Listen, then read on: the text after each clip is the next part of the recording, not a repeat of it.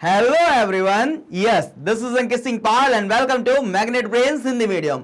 Students, जहां आपको मिलता है class 6 to class 12 free education, वो भी हाई क्वालिटी कंटेंट के साथ। Students, Magnet Brains Hindi medium and English medium provide कराता है आपको सीबीएसई बोर्ड के साथ साथ UP board, Delhi board, Bihar board, Rajasthan board and MP board की क्लासेस, वो भी free way. Students, Magnet Brains Hindi medium and English medium e notes and e books की भी फैसिलिटीज प्रोवाइड कराता है, जिसको आप अवेल कर सकते हैं। लिंक वीडियो के डिस्क्रिप्शन बॉक्स में दे रखी है। यहां पर हम लोग पढ़ते हैं फुली ऑर्गेनाइज्ड वे में विद डेली प्रैक्टिस क्वेश्चंस के साथ, यानी इसके बाद आपको कहीं पर भी भटकने की जरूरत नहीं है। तो सर चलिए स्टार्ट करते हैं आज की वीडियो। आज हम लोग पढ़ेंगे वैद्युत आवेश तथा क्षेत्र का कंप्लीट चैप्टर रिवीजन। जी हां, कंप्लीट चैप्टर रिवीजन का पार्ट 1 हमने इस वन शॉट को दो पार्ट में डिवाइड कर रखा है, पार्ट 1 एंड पार्ट 2 में। और डेफिनेटली मैं ये आपसे वादा करता हूं कि आज इस क्लास के बाद आपको फिजिक्स से प्यार होने लगेगा। और जैसे ही आपको फिजिक्स से प्यार होने लगे तो कमेंट बॉक्स में जरूर लिखिए कि for the love of physics, क्या फिजिक्स के प्यार के लिए, हाँ मुझे सर फिजिक्स से प्यार हो गया है। और इसी से प्यार करिए, क्योंकि ये आपको कभी भी धोखा नहीं देगी। तो चलिए बढ़ते हैं क्लास की तरफ। तो हम लोग पढ़ेंगे क्या पढ़ेंगे हम लोग इसमें? भूमिका पढ़ेंगे। क्या पढ़ेंगे? भूमिका पढ़ेंगे। इसके बाद सर हम लोग क्या पढ़ेंगे? इसके बाद हम लोग पढ़ेंगे वैद्युत आवेश। वैद्युत आवेश को पढ़ेंगे। सर वैद्युत आवेश क्या होता है? चालक तथा वैद्युत रोधी, वैद्युत आवेश के मूल गुण, कूलाम का नियम, बहुल आवेश के बीच बल। और हम लोग सर क्या पढ़ेंगे? और हम लोग पढ़ेंगे सर वैद्युत क्षेत्र क्या होता है, वैद्युत क्षेत्र रेखाएं क्या होती हैं, वैद्युत फ्लक्स, वैद्युत द्विध्रुव, एक समान वाहक क्षेत्र में द्विध्रुव और सतत आवेश वितरण। तथा इसके बाद जो हम लोग पढ़ेंगे वो पढ़ेंगे गॉस का नियम और गॉस की एप्लीकेशंस पढ़ेंगे। बस सर इतना सब आज बिल्कुल रेडी है ना?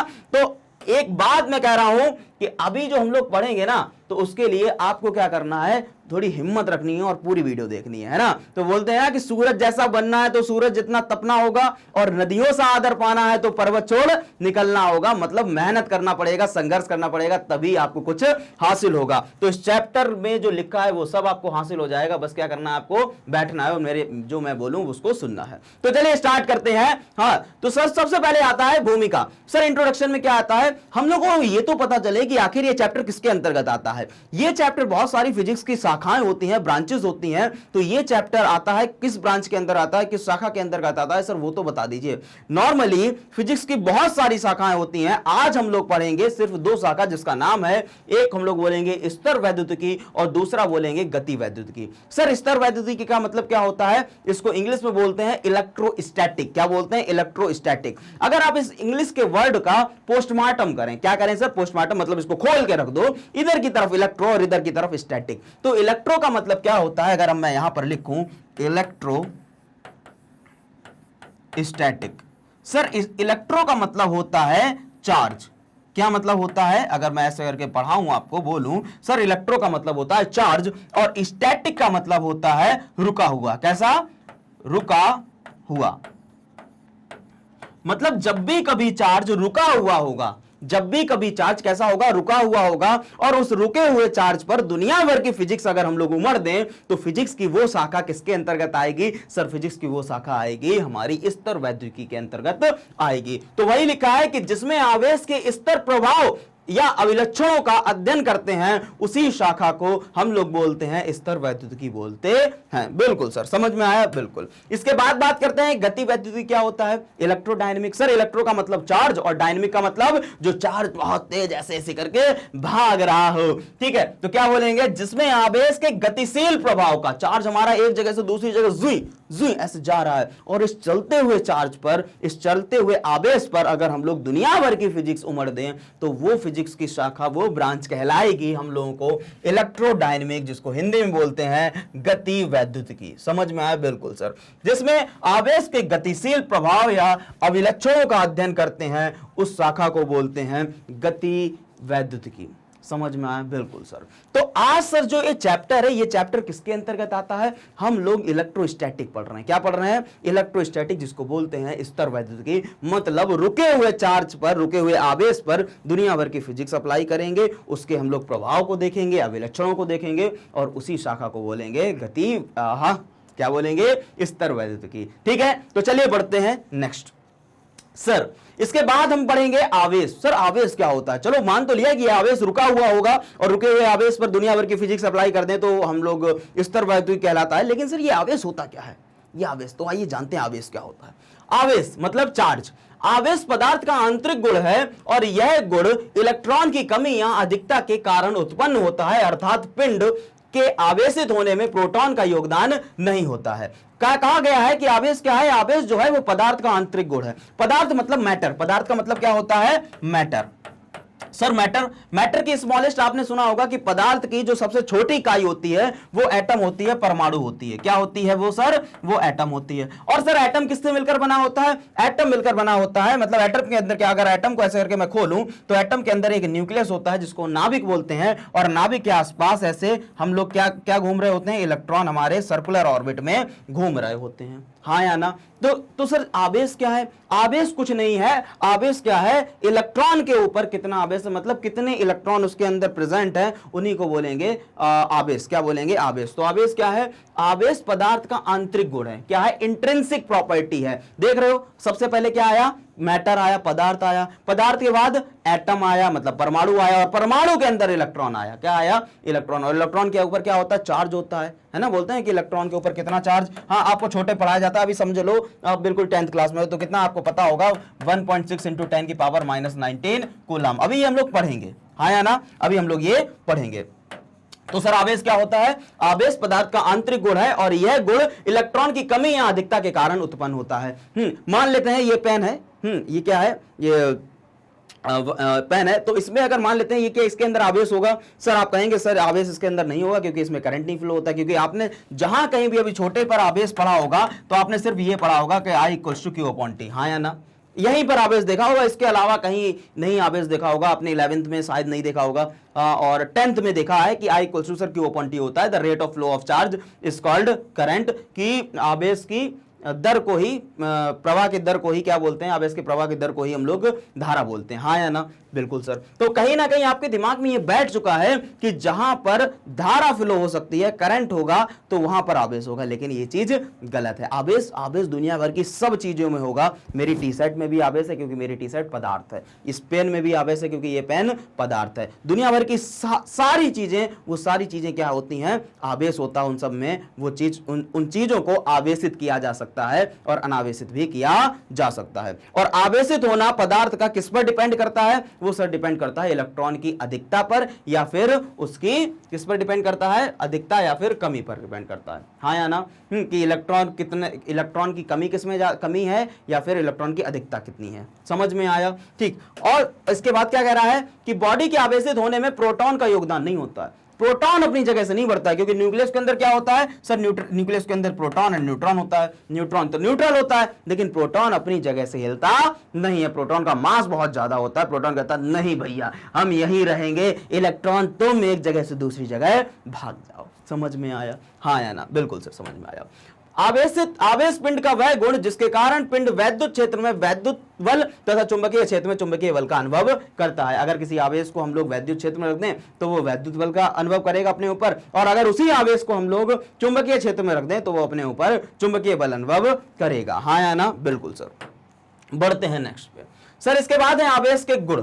वैद्युत आवेश के मूल गुण, basic properties of electric charge. Sir electric charge की आवेश के मूल गुण क्या होते हैं? आइए देखते हैं। आवेश को दो भागों में बांटा जाता है, धनावेश और ऋणावेश। जैसे पॉजिटिव चार्ज और निगेटिव चार्ज। सर जैसे मैग्नेट के दो पोल होते हैं, मैग्नेट के दो पोल होते हैं, एक होता है नॉर्थ पोल, एक होता है साउथ पोल। मैग्नेट के दो पोल होते हैं, नॉर्थ पोल और साउथ पोल। आपने देखा होगा, छोटे पर मैग्नेट ली होगी, आपके आसपास अभी भी मैग्नेट हो। हाँ तो देखिए, मैग्नेट के दो पोल होते हैं, एक नॉर्थ होता है, एक साउथ होता है। अगर नॉर्थ को अगर पास पास लाओगे तो क्या लगेगा? उनके बीच में बल लगेगा, ठीक है, प्रतिकर्षण बल लगेगा, वो दूर दूर इसको एक दूसरे को फेंक देंगे।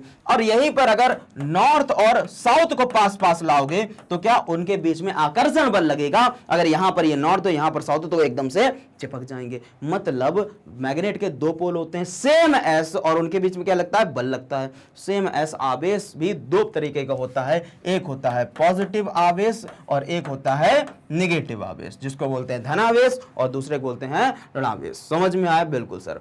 अब जैसे यहां पर बताया कि सेम नॉर्थ नॉर्थ मतलब समान प्रकृति के हैं, समान प्रकृति के क्या कर रहे हैं, प्रतिकर्षण बल लगा रहे हैं आपस में, और जो विपरीत प्रकृति के हैं वो क्या कर रहे हैं, आकर्षण बल आपस में लगा रहे हैं। तो यहां पर भी अगर हम लोग पॉजिटिव पॉजिटिव लें, कैसा लें, धनावेश धनावेश लें, तो इनके बीच में क्या लगेगा, एक धनावेश इधर से ला रहे, एक धनावेश इधर से पास पास ला रहे, ये कहेंगे नहीं तुम मेरे जैसे हो, तुम उधर जाओ, तो वो कहेगा तुम मेरे जैसे हो, तुम इधर जाओ। तो दोनों क्या करेंगे, एक दूसरे पर कौन सा बल लगाएंगे, प्रतिकर्षण बल लगाएंगे और दूर दूर भेज देंगे। लेकिन यहीं पर अगर एक विपरीत है, एक माइनस है और एक पॉजिटिव है, तो क्या करेंगे, एक दूसरे को आकर्षित करेंगे, मतलब इनके बीच में जो बल लगेगा वो आकर्षण बल लगेगा। समझ में आया? तो वही लिखा है कि समान प्रकृति के आवेशित कण एक दूसरे को प्रतिकर्षित तथा विपरीत प्रकृति के आवेशित कण एक दूसरे को आकर्षित करते हैं। बिल्कुल सर, समझ में आया? Yes sir. बढ़े आगे।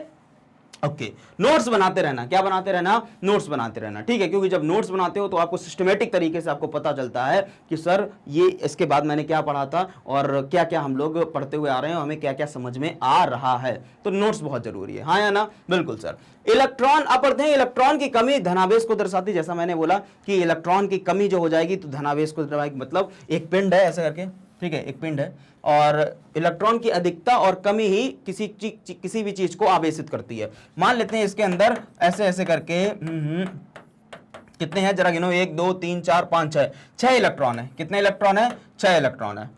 इससे मैंने क्या किया, 1 2 3 इलेक्ट्रॉन को मैं बाहर ले गया, 3 इलेक्ट्रॉन को बाहर निकाल दिया। तो इसके अंदर कितने इलेक्ट्रॉन बचे? इसके अंदर बचे नॉर्मली, अब मैं बोलूं कि सर इसके अंदर सिर्फ और सिर्फ 3 इलेक्ट्रॉन बचे।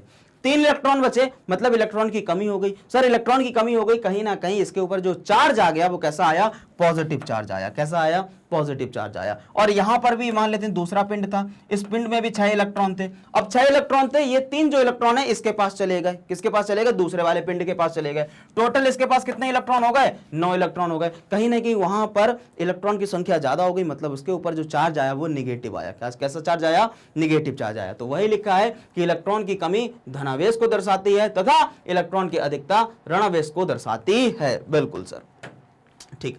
आवेश कितने प्रकार के होते हैं? आवेश और मास में अब हम लोग एक रिलेशन देखेंगे, ब्यूटीफुल सा रिलेशन। क्या देखेंगे? आवेश और मास में, आवेश में और द्रव्यमान में एक सुंदर रिलेशन देखेंगे। आपको पता है आवेश 2 तरीके के होते हैं। बिल्कुल सर, एक होता है पॉजिटिव और तो दूसरा होता है निगेटिव। बिल्कुल सर, लेकिन जो द्रव्यमान होता है वो सिर्फ और सिर्फ कैसा होता है? पॉजिटिव ही होता है। सर द्रव्यमान पॉजिटिव ही क्यों?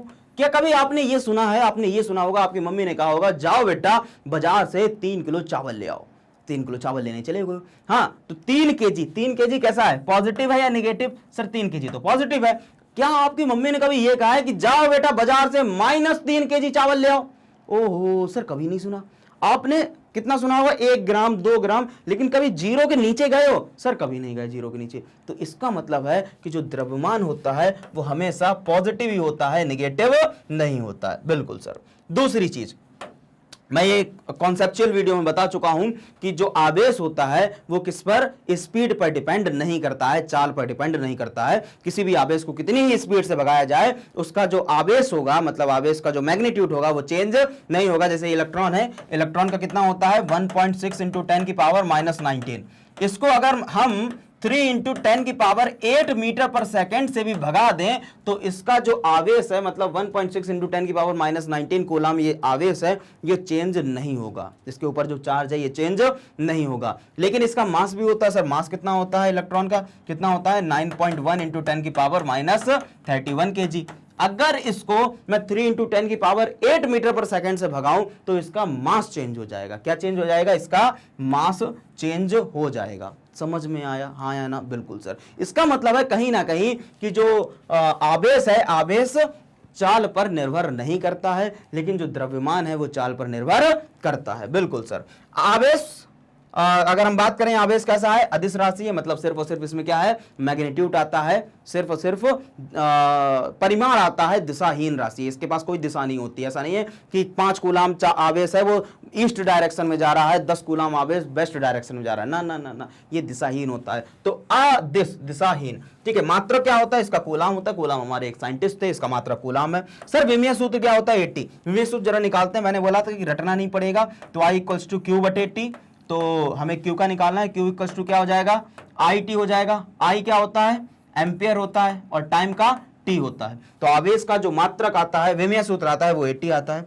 इलेक्ट्रॉन के ऊपर कितना आवेश होता है? 1.6 × 10⁻⁻19 कूलम। समझ में आया? बिल्कुल यस सर, बिल्कुल समझ में आया। बढ़ते हैं हम लोग आगे की तरफ। इसके बाद बात करते हैं सर आवेश का संरक्षण नियम क्या है? Laws of conservation of charge.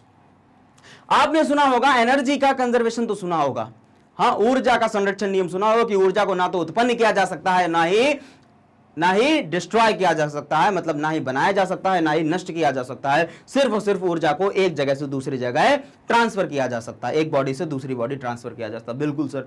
तो जहां कहीं भी वर्ड कंजर्वेशन आ जाए, क्या आ जाए? वर्ड कंजर्वेशन आ जाए या फिर संरक्षण आ जाए, तो आप समझ जाना कि वो उस चीज को ना तो नष्ट किया जा सकता है और ना ही उत्पन्न किया जा सकता है, सिर्फ और सिर्फ एक बॉडी से दूसरी बॉडी में ट्रांसफर किया जा सकता है, स्थानांतरित किया जा सकता है। तो ऐसे ही यहां पर क्या है? आवेश है।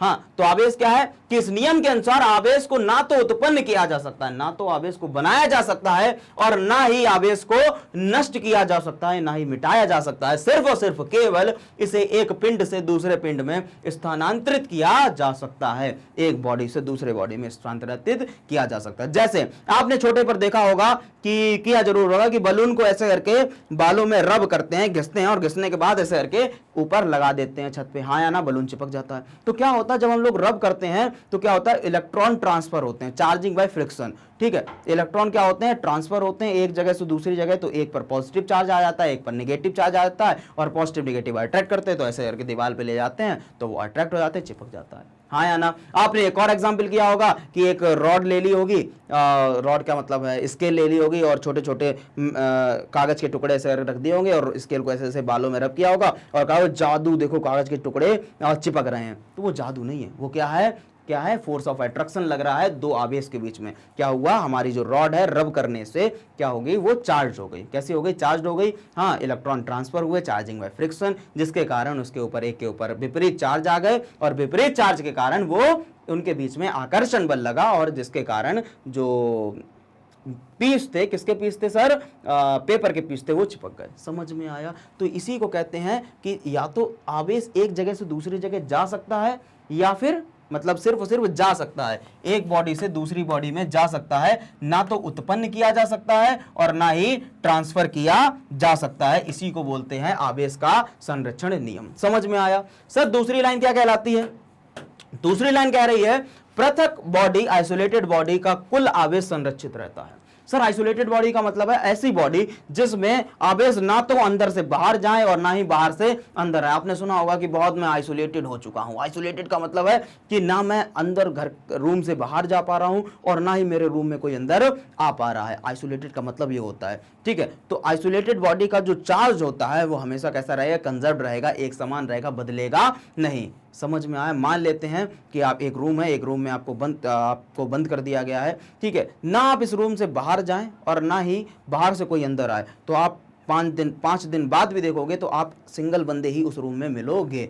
इसका मतलब है कि आप जो आइसोलेटेड बॉडी है, आइसोलेटेड बॉडी का जो कुल आवेश है वो कैसा रहता है? संरक्षित रहता है, हाँ या ना। जैसे एक ये यहाँ पर दे रखा है, इसके पास 3 कूलाम, इसके पास 1 कूलाम है, यहाँ पर -2 कूलाम है, यहाँ पर 2 कूलाम है, 3 कूलाम है, यहाँ पर नहीं है। तो और ये जो बाउंड्रीज है ये कैसी है? इंसुलेटिंग बाउंड्रीज है, मतलब ना तो आवेश अंदर से बाहर जा सकता है और ना ही बाहर से अंदर आ सकता है। तो बताओ जरा इस बॉडी पर कितना आवेश होगा? तो एक ही चीज है, क्या करेंगे? हमें पता है कि टोटल जो बॉडी का जो आवेश होता है वो कंजर्व रहता है। तो क्या करें? इन दोनों बॉक्स को ऐसे मिलाएं और मिलाने के बाद हिला दें, मतलब जितना आवेश इसमें होगा उतना ही आवेश इसमें होगा। तो जरा लगा देते हैं सर कितना आवेश इसमें होगा, देख लेते हैं। तो क्या बोलेंगे? 3 कूलाम प्लस ये कितना है? 1 कूलाम, 1 कूलाम माइनस का ऐड कर दो, माइनस का 2 कूलाम है, माइनस का 2 कूलाम इक्वल्स टू इधर क्या है sir? 2 coulomb plus 3 coulomb plus, और जो नहीं दे रखा इसको मैं क्यू मान लेता हूं। बिल्कुल सर, देखो जरा 3 और 1 4, 4 में से 2 गए, 2 coulomb equals to 3 2 5 coulomb plus Q. मुझे क्यू की वैल्यू चाहिए, इसको इधर भेज दो। तो 2 coulomb minus 5 coulomb equals to Q. 5 में से 2 गया 3, लेकिन माइनस का आएगा, तो Q इक्वल्स टू माइनस का 3 कूलाम। तो मतलब मुझे पता चल गया कि इस पॉइंट पर जो आवेश आएगा वो कितना आएगा? माइनस का, यहां पे लिख देते हैं माइनस का 3 कूलाम। समझ में आया? अब चेक कर लेते हैं अगर दोनों बॉडी पर एक ये बॉडी एक ये, इसको ए दे दो और इसको बी दे दो, अगर दोनों बॉडी पर जो आवेश अगर समान आया तो कह देना कि सर हाँ ये काम कर रहा है हमारे आवेश के संरक्षण नियम पर।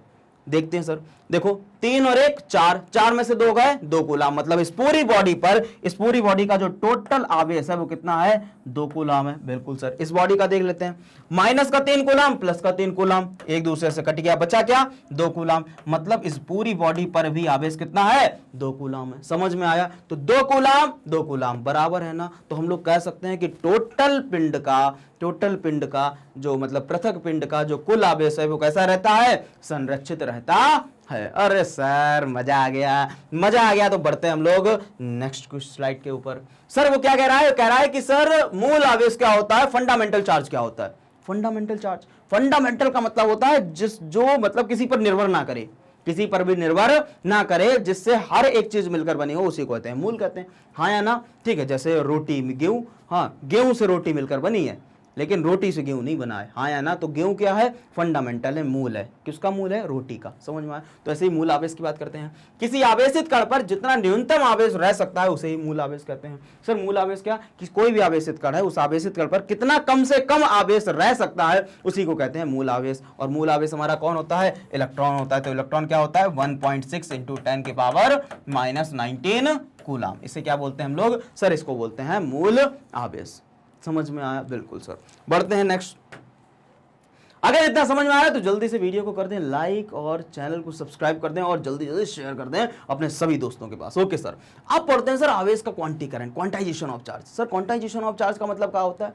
हमने आपको बताया था जब हम लोग इस वीडियो को लेक्चर के फॉर्म में मतलब डिटेल फॉर्म में पढ़ रहे हैं कि जहां पर भी वर्ड क्वांटाइज्ड आ जाए, क्या आ जाए, क्वांटाइज्ड आ जाए, आप समझ जाना अवेलेबल इन फिक्स्ड अमाउंट। कैसे कि वो चीज कैसी हो रही है, मतलब एक फिक्स्ड अमाउंट में आपको मिल रही है। कैसी मिल रही है, आपको थोड़ा अच्छे से लिखते हैं, आपको वो चीज मिल रही है फिक्स्ड अमाउंट में। ठीक, वो चीज आपको फिक्स्ड अमाउंट मिल रही है। सर फिक्स्ड अमाउंट का मतलब है आपको या तो वो चीज 1 मिलेगी, या तो 2 मिलेगी, या फिर 3 मिलेगी, डैश डैश डैश ऐसे n नंबर तक मिलेगी। कभी भी आपको वो चीज 1/2 नहीं मिलेगी, 3/4 नहीं मिलेगी, 3.5 नहीं मिलेगी, मतलब कभी भी वो चीज भिन्न के फॉर्म में नहीं मिलेगा, फ्रैक्शन के फॉर्म में नहीं मिलेगी। मिलेगा कैसा, पूर्णांक के फॉर्म में मिलेगा, इंटीजर के फॉर्म में मिलेगा। जैसे अगर मैं आपसे कहूं, एक एग्जांपल देता हूं उसके बाद आता हूं यहां पर, कि आपसे कहूं कि आपकी क्लास में कितने बच्चे हैं, तो आप कहोगे सर मेरे क्लास में 25 बच्चे हैं। रोज कितने, हर दिन कोई ना कोई एब्सेंट होता है, तो आज पूछेंगे कल कितने आए थे, सर आप बोलोगे सर 11 बच्चे आए थे। अच्छा ठीक है, उसके एक दिन पहले सर, उसके एक दिन पहले 23 बच्चे आए थे। क्या कभी ऐसा हुआ है कि किसी दिन 11:30 बच्चे आ रहे हो, 23:30 बच्चे आ रहे हो, 3:45 बच्चे आ रहे हो? कभी नहीं होता है। हाँ या ना? तो हमेशा कैसे आएंगे, एक बच्चा आएगा, मतलब फिक्स्ड अमाउंट में आएगा। ठीक, तो वही कह रहा है कि आवेश को अनिश्चित रूप से विभाजित नहीं किया जा सकता है। किसी आवेशित कण पर आवेश +-E, +-2E तथा +-3E डैश डैश +-NE हो सकता है, लेकिन आवेश भिन्न के रूप में कभी नहीं हो सकता है, फ्रैक्शन के फॉर्म में कभी भी आवेश नहीं हो सकता है। उसे ही आवेश का क्वांटीकरण अथवा परमाणुकता दैट इज एटॉमिसिटी कहते हैं। समझ में आया कि what is quantization of electric charge, या फिर आवेश का क्वांटीकरण क्या होता है कि किसी भी आवेश को अनिश्चित रूप में आप विभाजित नहीं कर सकते हैं, वो मिलेगा तो पूर्णांक के फॉर्म में मिलेगा, कभी भी आपको भिन्न के फॉर्म में मिलेगा नहीं। जैसे इसको इरेज करते हैं, आवेश क्या हो सकता है, 1E हो सकता है प्लस का 2E हो सकता है, डैश डैश डैश प्लस का NE हो सकता है, या फिर आवेश यहाँ पे क्यों लिखते हैं, या फिर आपका -1E हो सकता है, बिल्कुल सर, -2E हो सकता है, डैश डैश डैश -NE हो सकता है। कभी भी आपको आवेश ऐसा नहीं देखने को मिलेगा कि +1/2E +3/4E, ऐसा कभी भी आपको आवेश देखने को नहीं मिलेगा। समझ में आया? हमेशा कैसे मिलेगा, इस फॉर्म में मिलेगा। तो क्या ये n 1 2 3 4 ये क्या है, पूर्णांक है, n है, इंटीजर है, तो इसको क्या मैं ऐसे लिख सकता हूं सर, Q = +-NE। यही फॉर्मूला तैयार होके आया कि what is quantization of electric charge, आवेश का क्वांटीकरण क्या होता है, Q = +-NE, कि हमेशा आवेश आपको कैसा मिलेगा सर, हमेशा आवेश हमको कैसा मिलेगा, एक फिक्स्ड अमाउंट में मिलेगा, निश्चित मात्रा में मिलेगा, निश्चित रूप में मिलेगा। ओके सर, बढ़ते हैं आगे। अब उदाहरण है, ये किसी न्यूमेरिकल है कि क्या किसी पिंड को 8 × 10 की पावर 18 कूलम आवेश दिया जा सकता है। तो चलिए चेक करते हैं सर। Q इक्वल्स टू क्या होता है, Ne। फॉर्मूला होता है कि क्या किसी इतना आवेश क्या किसी भी पिंड को दिया जा सकता है। तो चलिए देखते हैं सर, Q की वैल्यू कितनी दे रखी है, Q की वैल्यू दे रखी है 8 × 10 की पावर -18 कूलम। सर आपको E की वैल्यू तो गिवन होगी, कितनी है 1.6 × 10 की पावर -19, और N की वैल्यू निकालनी है। अगर ये N की वैल्यू इंटीजर के फॉर्म में आ गई, पूर्णांक आ गई, तो हम तो कह देंगे कि सर दिया जा सकता है। अगर ये N की वैल्यू फ्रिक्शन के फॉर्म में आए, भिन्न के फॉर्म में आए, तो कह देंगे ना ना ना साहब नहीं दे सकते हैं। आइए देखते हैं। तो Q इक्वल्स टू इतना है, फॉर्मूला लगाएं, हमें N की वैल्यू चाहिए, तो N इक्वल्स टू क्या हो जाएगा Q/E।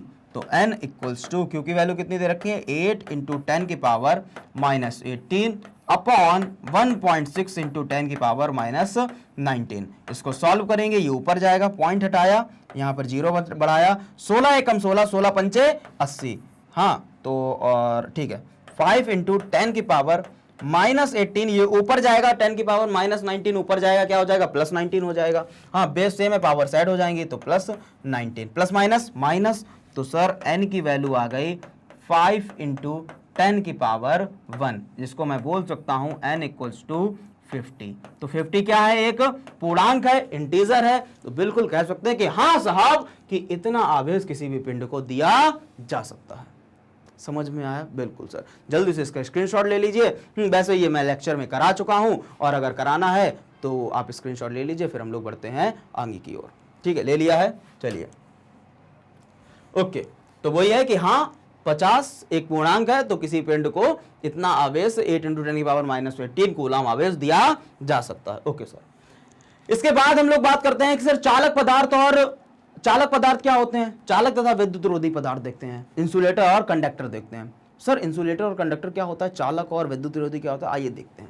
सर चालक पदार्थ क्या होता है, ऐसा पदार्थ जिसमें वैद्युत धारा एक सिरे से दूसरे सिरे तक आसानी से पहुंच जाए, उसे चालक पदार्थ कहते हैं। सर चालक पदार्थ ऐसे पदार्थ होते हैं जिसमें जो वैद्युत धारा है, दैट इज हमारा I है, करंट I, वो एक सिरे से दूसरे सिरे तक आसानी से पहुंच जाए, उसको बोलते हैं चालक पदार्थ। हाँ जैसे ये हमारा पेन है, मान लेते हैं ये मेटल का है, कैसा है, मेटल का है, तो इस पेन में जो इलेक्ट्रॉन्स होंगे, आवेश होंगे, जो इलेक्ट्रॉन्स होंगे, वो एक सिरे से दूसरे सिरे बहुत जल्दी जल्दी मूव हो रहे होंगे। अगर इलेक्ट्रॉन्स मूव हो रहे हैं तो करंट भी फ्लो हो रहा होगा कहीं ना कहीं। अगर इस पेन को, मान लेते हैं मेटल का पेन है और यहाँ पर स्विच बोर्ड है, मैं लगाऊं तो जैसे ही लगाऊंगा तो मुझे करंट फील होगा, कहीं ना कहीं विद्युत धारा एक सिरे से दूसरे सिरे आ गई है, तो मैं कह दूंगा कि हाँ ये कैसा है, चालक पदार्थ है। समझ में आया, आया ना? तो चालक पदार्थ सर क्या होता है, चालक पदार्थ में क्या होता है, जो इलेक्ट्रॉन्स होते हैं वो फ्रीली मूव होते हैं, एक जगह से दूसरी जगह आसानी से भाग सकते हैं। सर कैसे भाग सकते हैं, आइए इसको समझाते हैं एक बड़ा ब्यूटीफुल से एग्जांपल्स के साथ। तो जल्दी से पहले इसके स्क्रीनशॉट लीजिए, फिर मैं समझाता हूं इसको कि कैसे होता है। ठीक, आइए देखते हैं सर। मान लेते हैं सर यहां पर एक मेरे पास एक रॉड है मेटल की, क्या है, एक मेटल की रॉड है, ठीक है।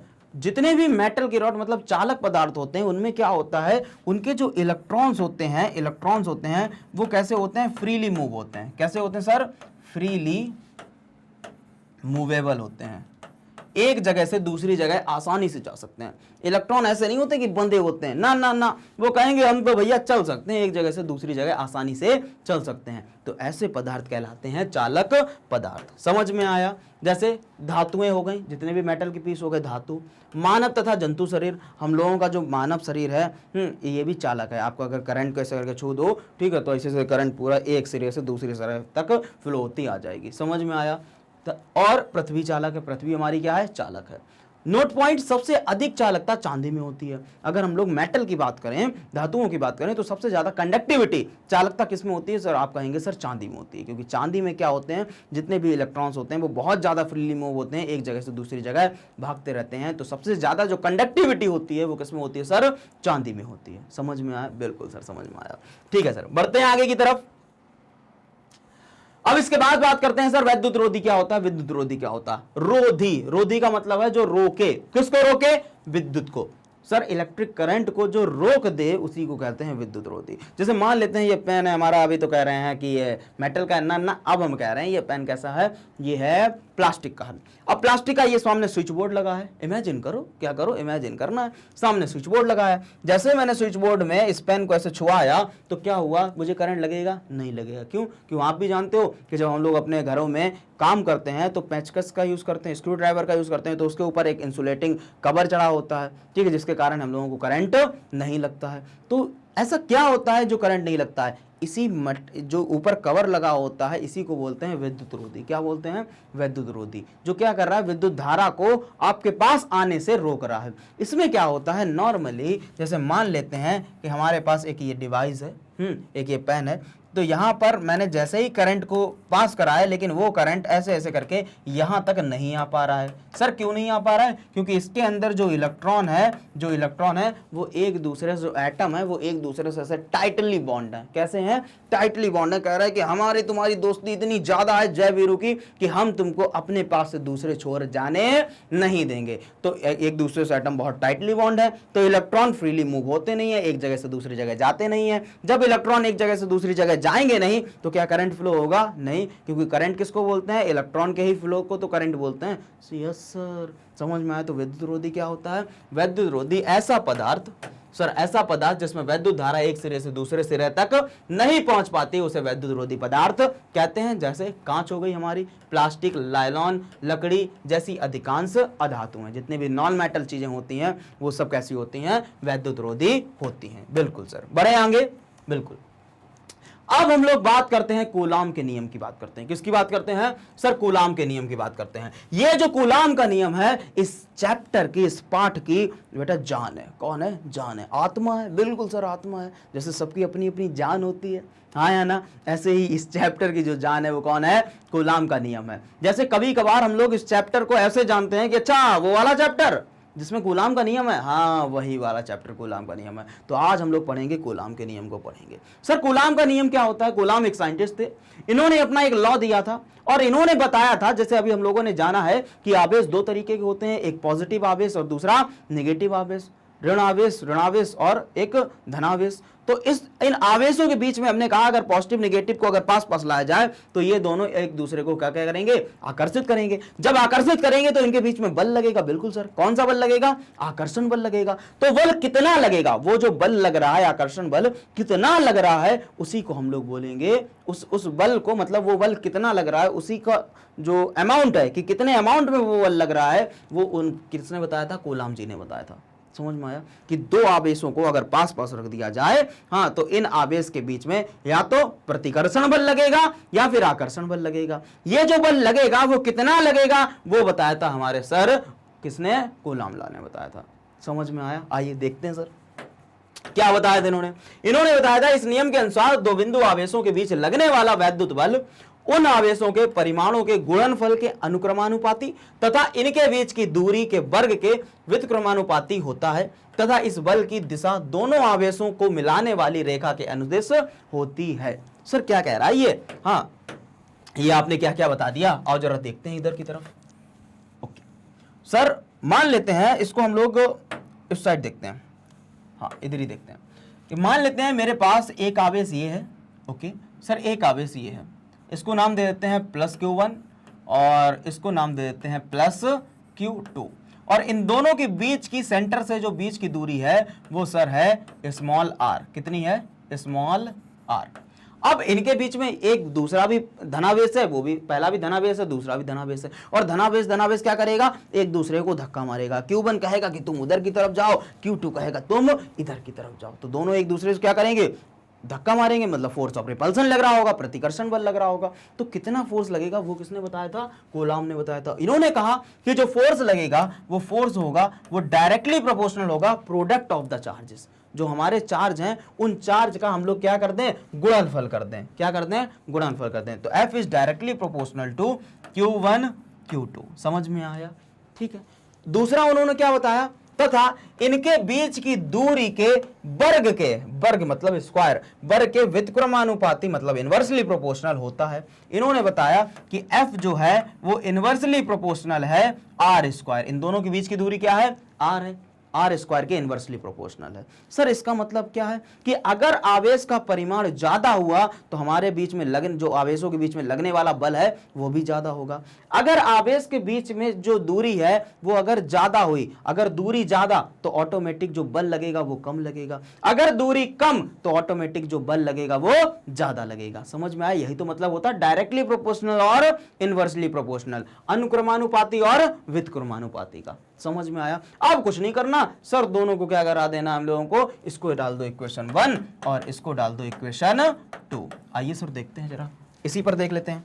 तो F इक्वल्स टू क्या हो जाएगा, दोनों को मिलाते हैं तो जिसको हम लोग बोलेंगे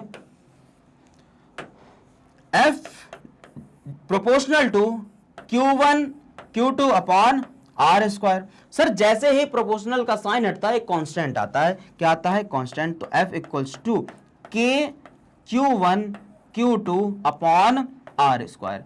इस K को बोलते हैं प्रोपोर्शनलिटी कांस्टेंट। क्या बोलते हैं? Proportionality constant. तो यहां पर क्या आ गया? इस सर K की भी वैल्यू होती है। सर इस K की वैल्यू क्या होती है? इस K की वैल्यू होती है K equals to 1 upon 4 pi epsilon naught. क्या होती है? 1 अपॉन 4 पाई एप्सिलॉन नॉट। तो क्या इस K की जगह रख सकते हैं? बिल्कुल। तो F equals to 1 upon 4 pi epsilon naught Q1 Q2 upon R square. ये हमारा बनके तैयार हो गया कूलाम के नियम का फॉर्मूला कि सर अगर दो आवेश स्मॉल दूरी पर रखे हैं तो उनके बीच में लगने वाला बल कितना होगा? F equals to 1 upon 4 pi epsilon naught Q1 Q2 upon R square. मान लेते हैं ये दोनों आवेश अभी कहां रखे हैं? एयर में रखे हैं। कहां पर रखे हैं? एयर या फिर वैक्यूम में रखे हैं। ठीक है, हवा में रखे हैं या फिर निर्वात में रखे हैं। अगर इन्हीं दो आवेश को हम लोग मिट्टी के अंदर रख दें, पानी के अंदर रख दें तो कुछ ना कुछ मीडियम चेंज हो जाएगा, माध्यम चेंज हो जाएगा। तो उसके लिए क्या आएगा? F equals to 1 upon 4 pi epsilon naught K dot Q1 Q2 upon R square. Air और वैक्यूम के लिए K की वैल्यू कितनी होती है? 1 होती है और दूसरों के लिए अलग अलग होती है। समझ में आया? इसको बोलते हैं कूलाम का नियम। सही है, जल्दी से स्क्रीनशॉट ले लीजिए, फिर हम लोग बढ़ते हैं नेक्स्ट स्लाइड पे। बढ़े? वैसे ये सब मैं लेक्चर में पढ़ा चुका हूं लेकिन आज वन शॉट है तो आज आपको पढ़ना है और आज के बाद आप बोलोगे नहीं इस क्लास को। ठीक है, जहां पर एप्सिलॉन नॉट क्या है? वायु तथा निर्वात की वैद्युतशीलता है। तो F equals to 1 upon 4 pi epsilon naught Q1 Q2 upon R square. अच्छा, अब सर इसकी जो वैल्यू भी होती है, जो K है 1 अपॉन 4 पाई एप्सिलॉन नॉट है, इसकी भी वैल्यू होती है। सर कितनी होती है? तो 1 अपॉन 4 पाई एप्सिलॉन नॉट की जो वैल्यू होती है 9 इंटू 10 की पावर 9 न्यूटन मीटर स्क्वायर पर कूलाम स्क्वायर। तो मेरे साथ बोलेंगे, ये वैल्यू आपको रटनी है, याद करनी है। याद करने की जरूरत नहीं, बार बार बोलोगे मेरे साथ तो याद हो जाएगी। मेरे साथ बोलेंगे कि 1 अपॉन 4 पाई एप्सिलॉन नॉट की वैल्यू कितनी होती है? 9 इंटू 10 की पावर 9 न्यूटन मीटर स्क्वायर पर कूलाम स्क्वायर। हाँ या ना? बिल्कुल सर। तो 1 अपॉन एप्सिलॉन नॉट की वैल्यू 9 इंटू 10 की पावर 9 न्यूटन मीटर स्क्वायर पर कूलाम स्क्वायर। सर इसके बाद पढ़ते हैं हम लोग। तो F इक्वल्स टू, यदि आवेश किसी परावैद्युत में रखा है तो क्या हो जाएगा? बस K आ जाएगा, जो मैंने बताया कि F equals to 1 upon 4 pi epsilon naught K dot Q1 Q2 बटे आर स्क्वायर। Okay sir. वायु अथवा निर्वात के लिए K की वैल्यू क्या होती है? 1 होती है। यदि आवेश किसी परावैद्युत माध्यम में रखा हो, अभी तो मान लेते हैं एयर और इसमें रखा है, अगर किसी परावैद्युत माध्यम में रखा हो तब क्या होगा? तो तब कुछ नहीं होगा, बस ये हो जाएगा कि F equals to 1 upon 4 pi epsilon, यहां पर नॉट लगाते थे, अब नॉट नहीं लगाएंगे, सिर्फ और सिर्फ epsilon. Epsilon dot Q1 Q2 upon R square. Sir ये जो वो एप्सिलॉन और ये एप्सिलॉन नॉट में अंतर क्या है? बिल्कुल अंतर है। उसको क्या बोलते हैं? उसको बोलते हैं परमिटिविटी ऑफ फ्री स्पेस। क्या बोलते हैं? Permittivity of free space. और इसको बोलते हैं एब्सोल्यूट परमिटिविटी। क्या बोलते हैं? Absolute permittivity. बढ़े आगे? बिल्कुल सर, जरा देख लो इधर। लिख लिया? बिल्कुल सर। ये जो एप्सिलॉन, और अगर आपने बताया कि दोनों क्या है? वैद्युशीलता है, ठीक है, एक परमिटिविटी ऑफ फ्री स्पेस है और दूसरा एब्सोल्यूट परमिटिविटी है, तो दोनों में सर रिलेशन होगा, बिल्कुल सर संबंध होगा। क्या संबंध होता है? संबंध होता है कि जो हमारा एप्सिलॉन है वो के एप्सिलॉन नॉट के इक्वल होता है। किसके इक्वल होता है? के एप्सिलॉन नॉट के इक्वल होता है। क्या यहां से हम के की वैल्यू निकाल सकते हैं? बिल्कुल सर। तो के को यहीं जमा दो, एप्सिलॉन नॉट को नीचे भेज दो, तो एप्सिलॉन अपॉन एप्सिलॉन नॉट, जहां पर के क्या कहलाता है? के कहलाता है परावैद्युतांक, जिसको बोलते हैं डाई इलेक्ट्रिक। के क्या कहलाता है? परावैद्युतांक, डाई इलेक्ट्रिक। और इस के की वैल्यू हमेशा 1 से बड़ी रहती है। कैसी रहती है? हमेशा 1 से ज्यादा होती है इस के की वैल्यू। समझ में आया? तो क्या इसकी डेफिनेशन लिख सकते हैं? बिल्कुल सर, इंग्लिश में ही बता देते हैं। क्या है ये? अनुपात है। क्या है? अनुपात। किसका किसका? एप्सिलॉन नॉट का और एप्सिलॉन का और एप्सिलॉन नॉट का। तो हम लोग क्या बोल सकते हैं कि the ratio of absolute permittivity to the permittivity of free space is called dielectric constant. किसका किसका अनुपात है? एप्सिलॉन का और एप्सिलॉन नॉट का। इन दोनों के अनुपात को ही हम लोग क्या बोलते हैं? परावैद्युतांक के बोलते हैं। समझ में आया सर? बिल्कुल समझ में आया। अगर इतना समझ में आया तो जल्दी से वीडियो को लाइक करें और चैनल को सब्सक्राइब भी करें और बेल आइकन को भी दबा दें, जिससे आपको नेक्स्ट क्लास की अपडेट भी मिलती रहे।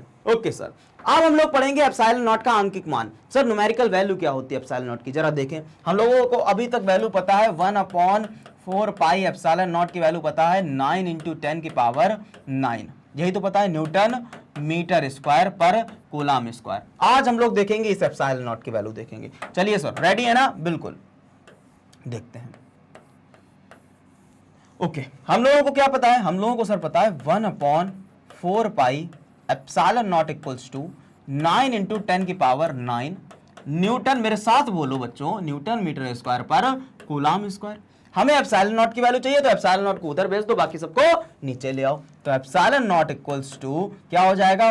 1/4 पाई, पाई की जगह वैल्यू रख दें सर, रख दो 3.14 इंटू सर 9 × 10 की पावर 9 न्यूटन मीटर स्क्वायर पर कूलम स्क्वायर। बिल्कुल सर। सर जब हम इसको सॉल्व करेंगे तो सॉल्व करने के बाद जो हमारा आंसर आएगा वो क्या आएगा? 8.85 इंटू 10 की पावर -12। अब ये जो यूनिट है ये नीचे है, जब ये ऊपर जाएगी तो पलट जाएगी, तो क्या हो जाएगा? जो नीचे है वो ऊपर चला जाएगा, जो ऊपर है वो नीचे, मतलब कूलम स्क्वायर पर न्यूटन मीटर स्क्वायर। ये हमारी आ गई, क्या आ गई हमारी? एप्सिलॉन नॉट की न्यूमेरिकल वैल्यू आ गई। कितनी? मेरे साथ बोलेंगे 8.85 इंटू 10 की पावर -12 कूलम स्क्वायर पर न्यूटन मीटर स्क्वायर। ये क्या है सर? ये एप्सिलॉन नॉट का आंकिक मान है, जिसको बोलते हैं न्यूमेरिकल वैल्यू। एंड अच्छा, इसकी यूनिट भी सर, यूनिट तो हमें बता दी कितनी होती है? कूलम स्क्वायर पर न्यूटन मीटर स्क्वायर। समझ में आया सर? इसके बाद क्या करते हैं? इसका विमीय सूत्र सर निकाल के दिखा दो। एप्सिलॉन नॉट की डायमेंशन बताओ जरा। आइए एप्सिलॉन नॉट की डायमेंशन भी ज्ञात करते हैं। हमको पता है, क्या मैं इसको इरेज कर सकता हूं ऐसे? बिल्कुल ठीक है। हमको पता है, हम लोगों को क्या पता है? येलो वाला ले लेते हैं। ओके, हम लोगों को पता है sir F equals to 1/4 pi epsilon naught Q1 Q2 बटे R स्क्वायर होता है। बिल्कुल सर होता है। मुझे डायमेंशन किसके निकालनी है? एप्सिलॉन नॉट की निकालनी। तो जाहिर सी बात है, इसको ऊपर भेजोगे, F को नीचे ले आओगे, तो epsilon naught equals to 1/4 pi 4 pi F dot Q1 Q2 upon R square. अब आपको पता है, आपने 11th में पढ़ा है, आप 11th पढ़ के आए हैं कि सर जो कांस्टेंट होता है, जैसे 1/4 पाई क्या है? कांस्टेंट, इसकी वैल्यू कभी भी चेंज नहीं होगी।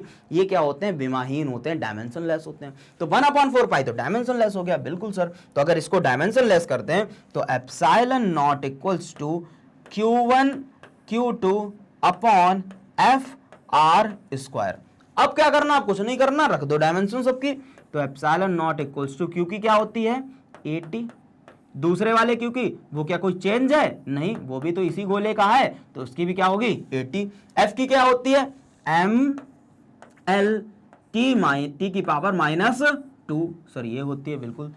R स्क्वायर की क्या होती है? R क्या है? लेंथ है, तो L स्क्वायर हो जाएगा। बिल्कुल सर। करते हैं सॉल्व, जरा करो इसको सॉल्व। M ऊपर जाएगा, M की पावर -1 हो जाएगा, तो क्या हो जाएगा? जरा ऊपर सॉल्व कर लो पहले। A square T square whole upon M, L और एल स्क्वायर मतलब एल क्यूब, और ये टी की पावर -2। अब जरा सॉल्व करके इधर लिख दो, क्या हो जाएगा, m ऊपर चला जाएगा तो m हो जाएगा m-1, बिल्कुल सर। l की पावर 3 ऊपर जाएगा, l की पावर -3, बिल्कुल सर।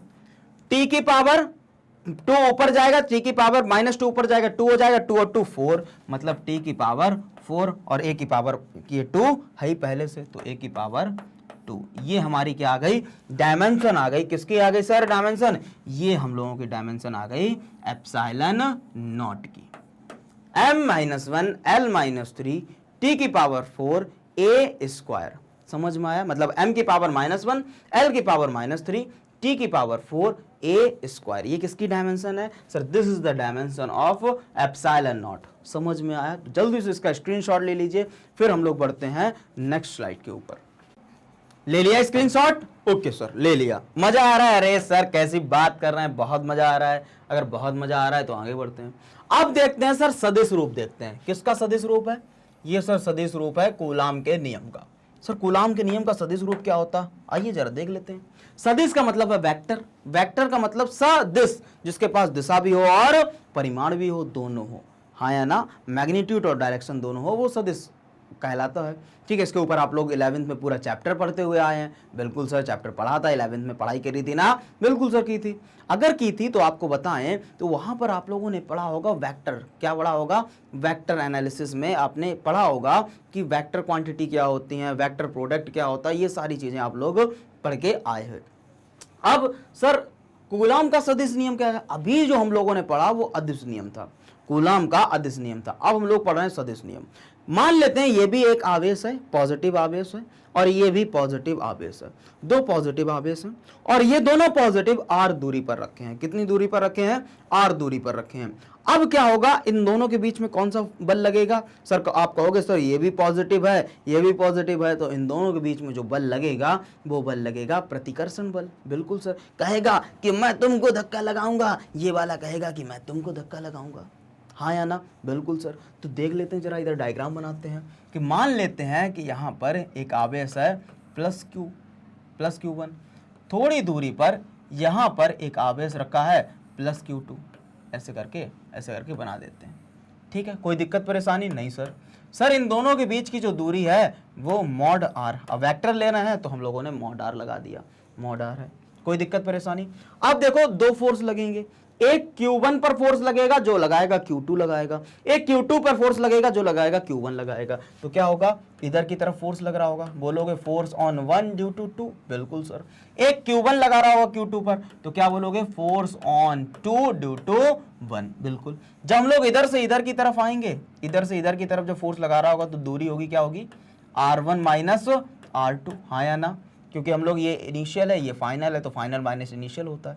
जब हम लोग इधर से इधर की तरफ जाएंगे तो दूरी होगी R2 माइनस R1, बिल्कुल सर। ये चीज समझ में आई, बिल्कुल सर, इतनी समझ में आ गई, इतनी चीज समझ में आई। अब बढ़ते हैं हम लोग आगे की तरफ।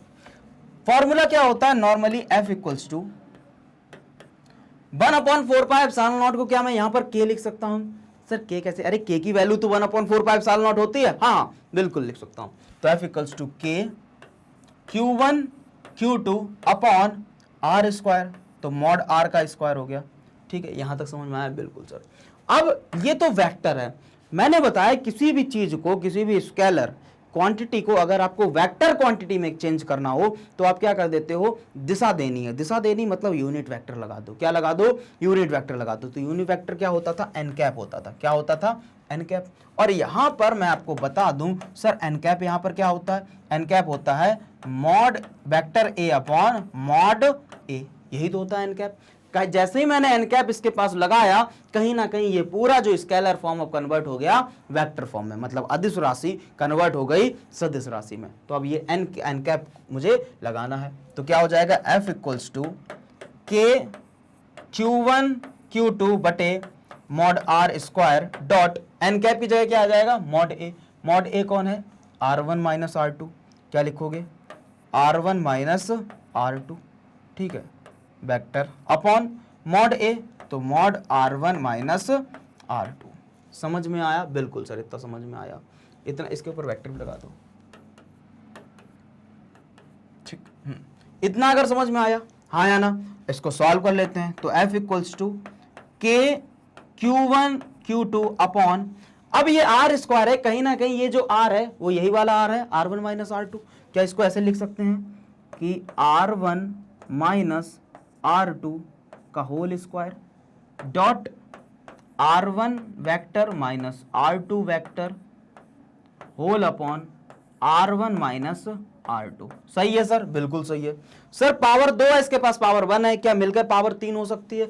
बिल्कुल हो सकती है। तो इसके बाद मैं लिखता हूं इस साइड में, तो f इक्वल्स टू के Q1 Q2 अपॉन, यहां पर क्या हो जाएगा, पावर 2 और पावर 1 मतलब 3 हो जाएगा, R1 माइनस R2 की power 3 dot R1 vector minus R2 vector. Student ये आपका क्या आ गया?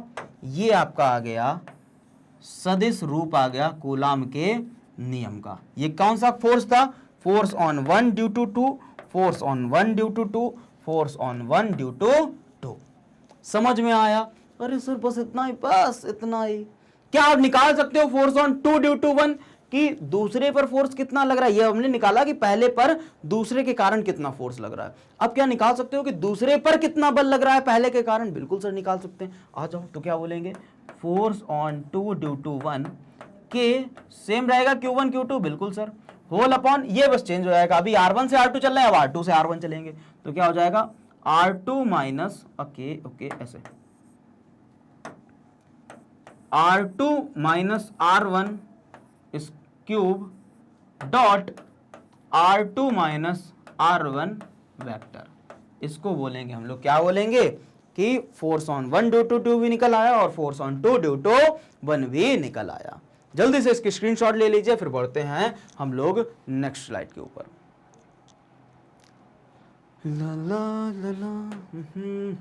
ले लिया? Okay sir. अब हम लोग देखेंगे सर कूलाम के नियम की सीमाएं।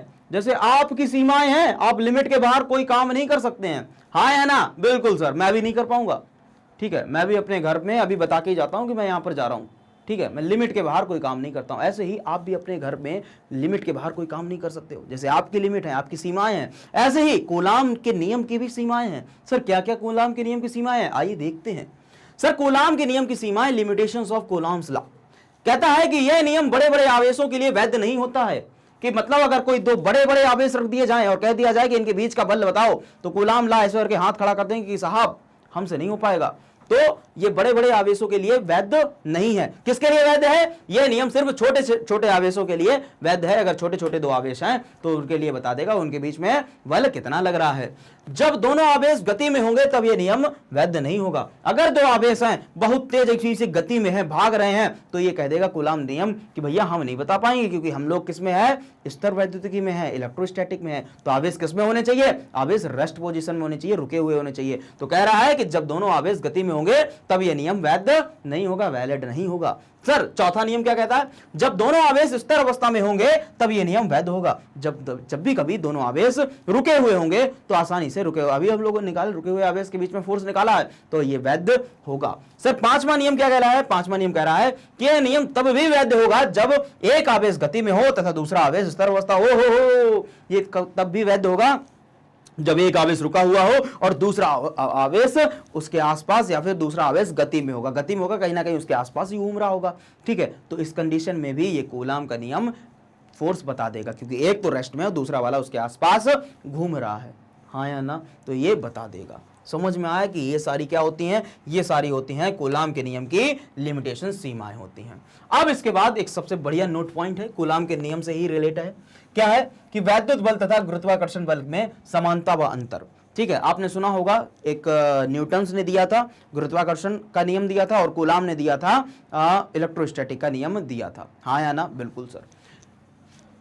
इधर लिखते हैं, ओके, इधर लिखते हैं कि F equals to ji m1 m2 बटे r स्क्वायर। सर ये क्या होता है कि अरे ये क्या होता है? ये gravitational constant, gravitational universal law है, जो आपने क्लास 11th में भी पढ़ा है, क्लास 9th में भी पढ़ा, हाँ या ना? बिल्कुल सर पढ़ा है। और सर ये क्या होता है कि F इक्वल्स टू के Q1 Q2 upon R square. Sir ये क्या होता है? अरे ये तो अभी अभी पढ़ा कूलाम का नियम। ये बताता है कि अगर दो पिंड, दो द्रव्यमान, दो मास अगर r दूरी पर रखे हैं तो इनके बीच में लगने वाला जो बल होगा वो इतना होगा।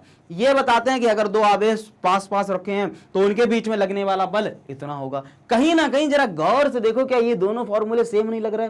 लग रहे हैं। ये दिया था न्यूटन सर ने, ये दिया कूलाम जी ने। क्या आपको ऐसा फील नहीं हो रहा है कि ये दोनों आवेश कैसे हैं? सेम है।